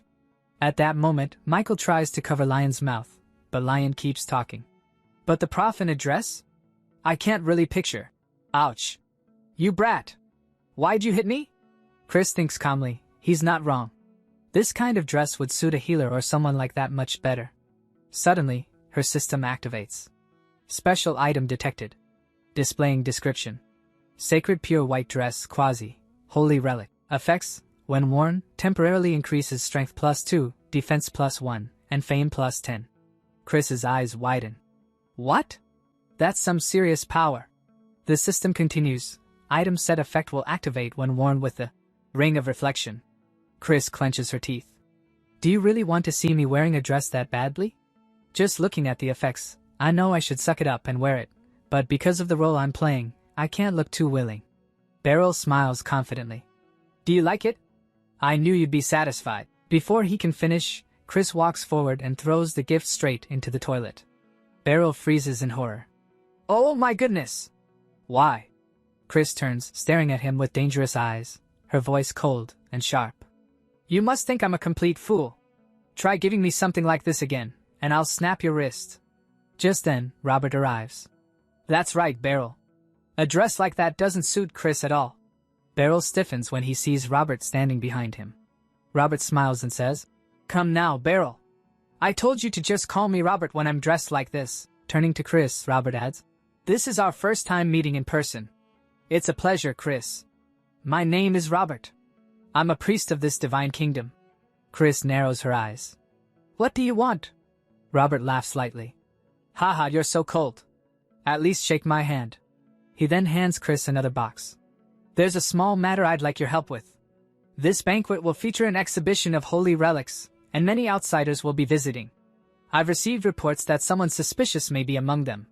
Since you're an outsider yourself, I'd appreciate it if you could find this person. Chris opens the box.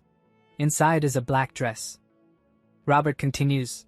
So, would you mind wearing attire appropriate for this mission? I assure you, I haven't done anything strange to this one. Chris thinks, so that means he did do something to the other one?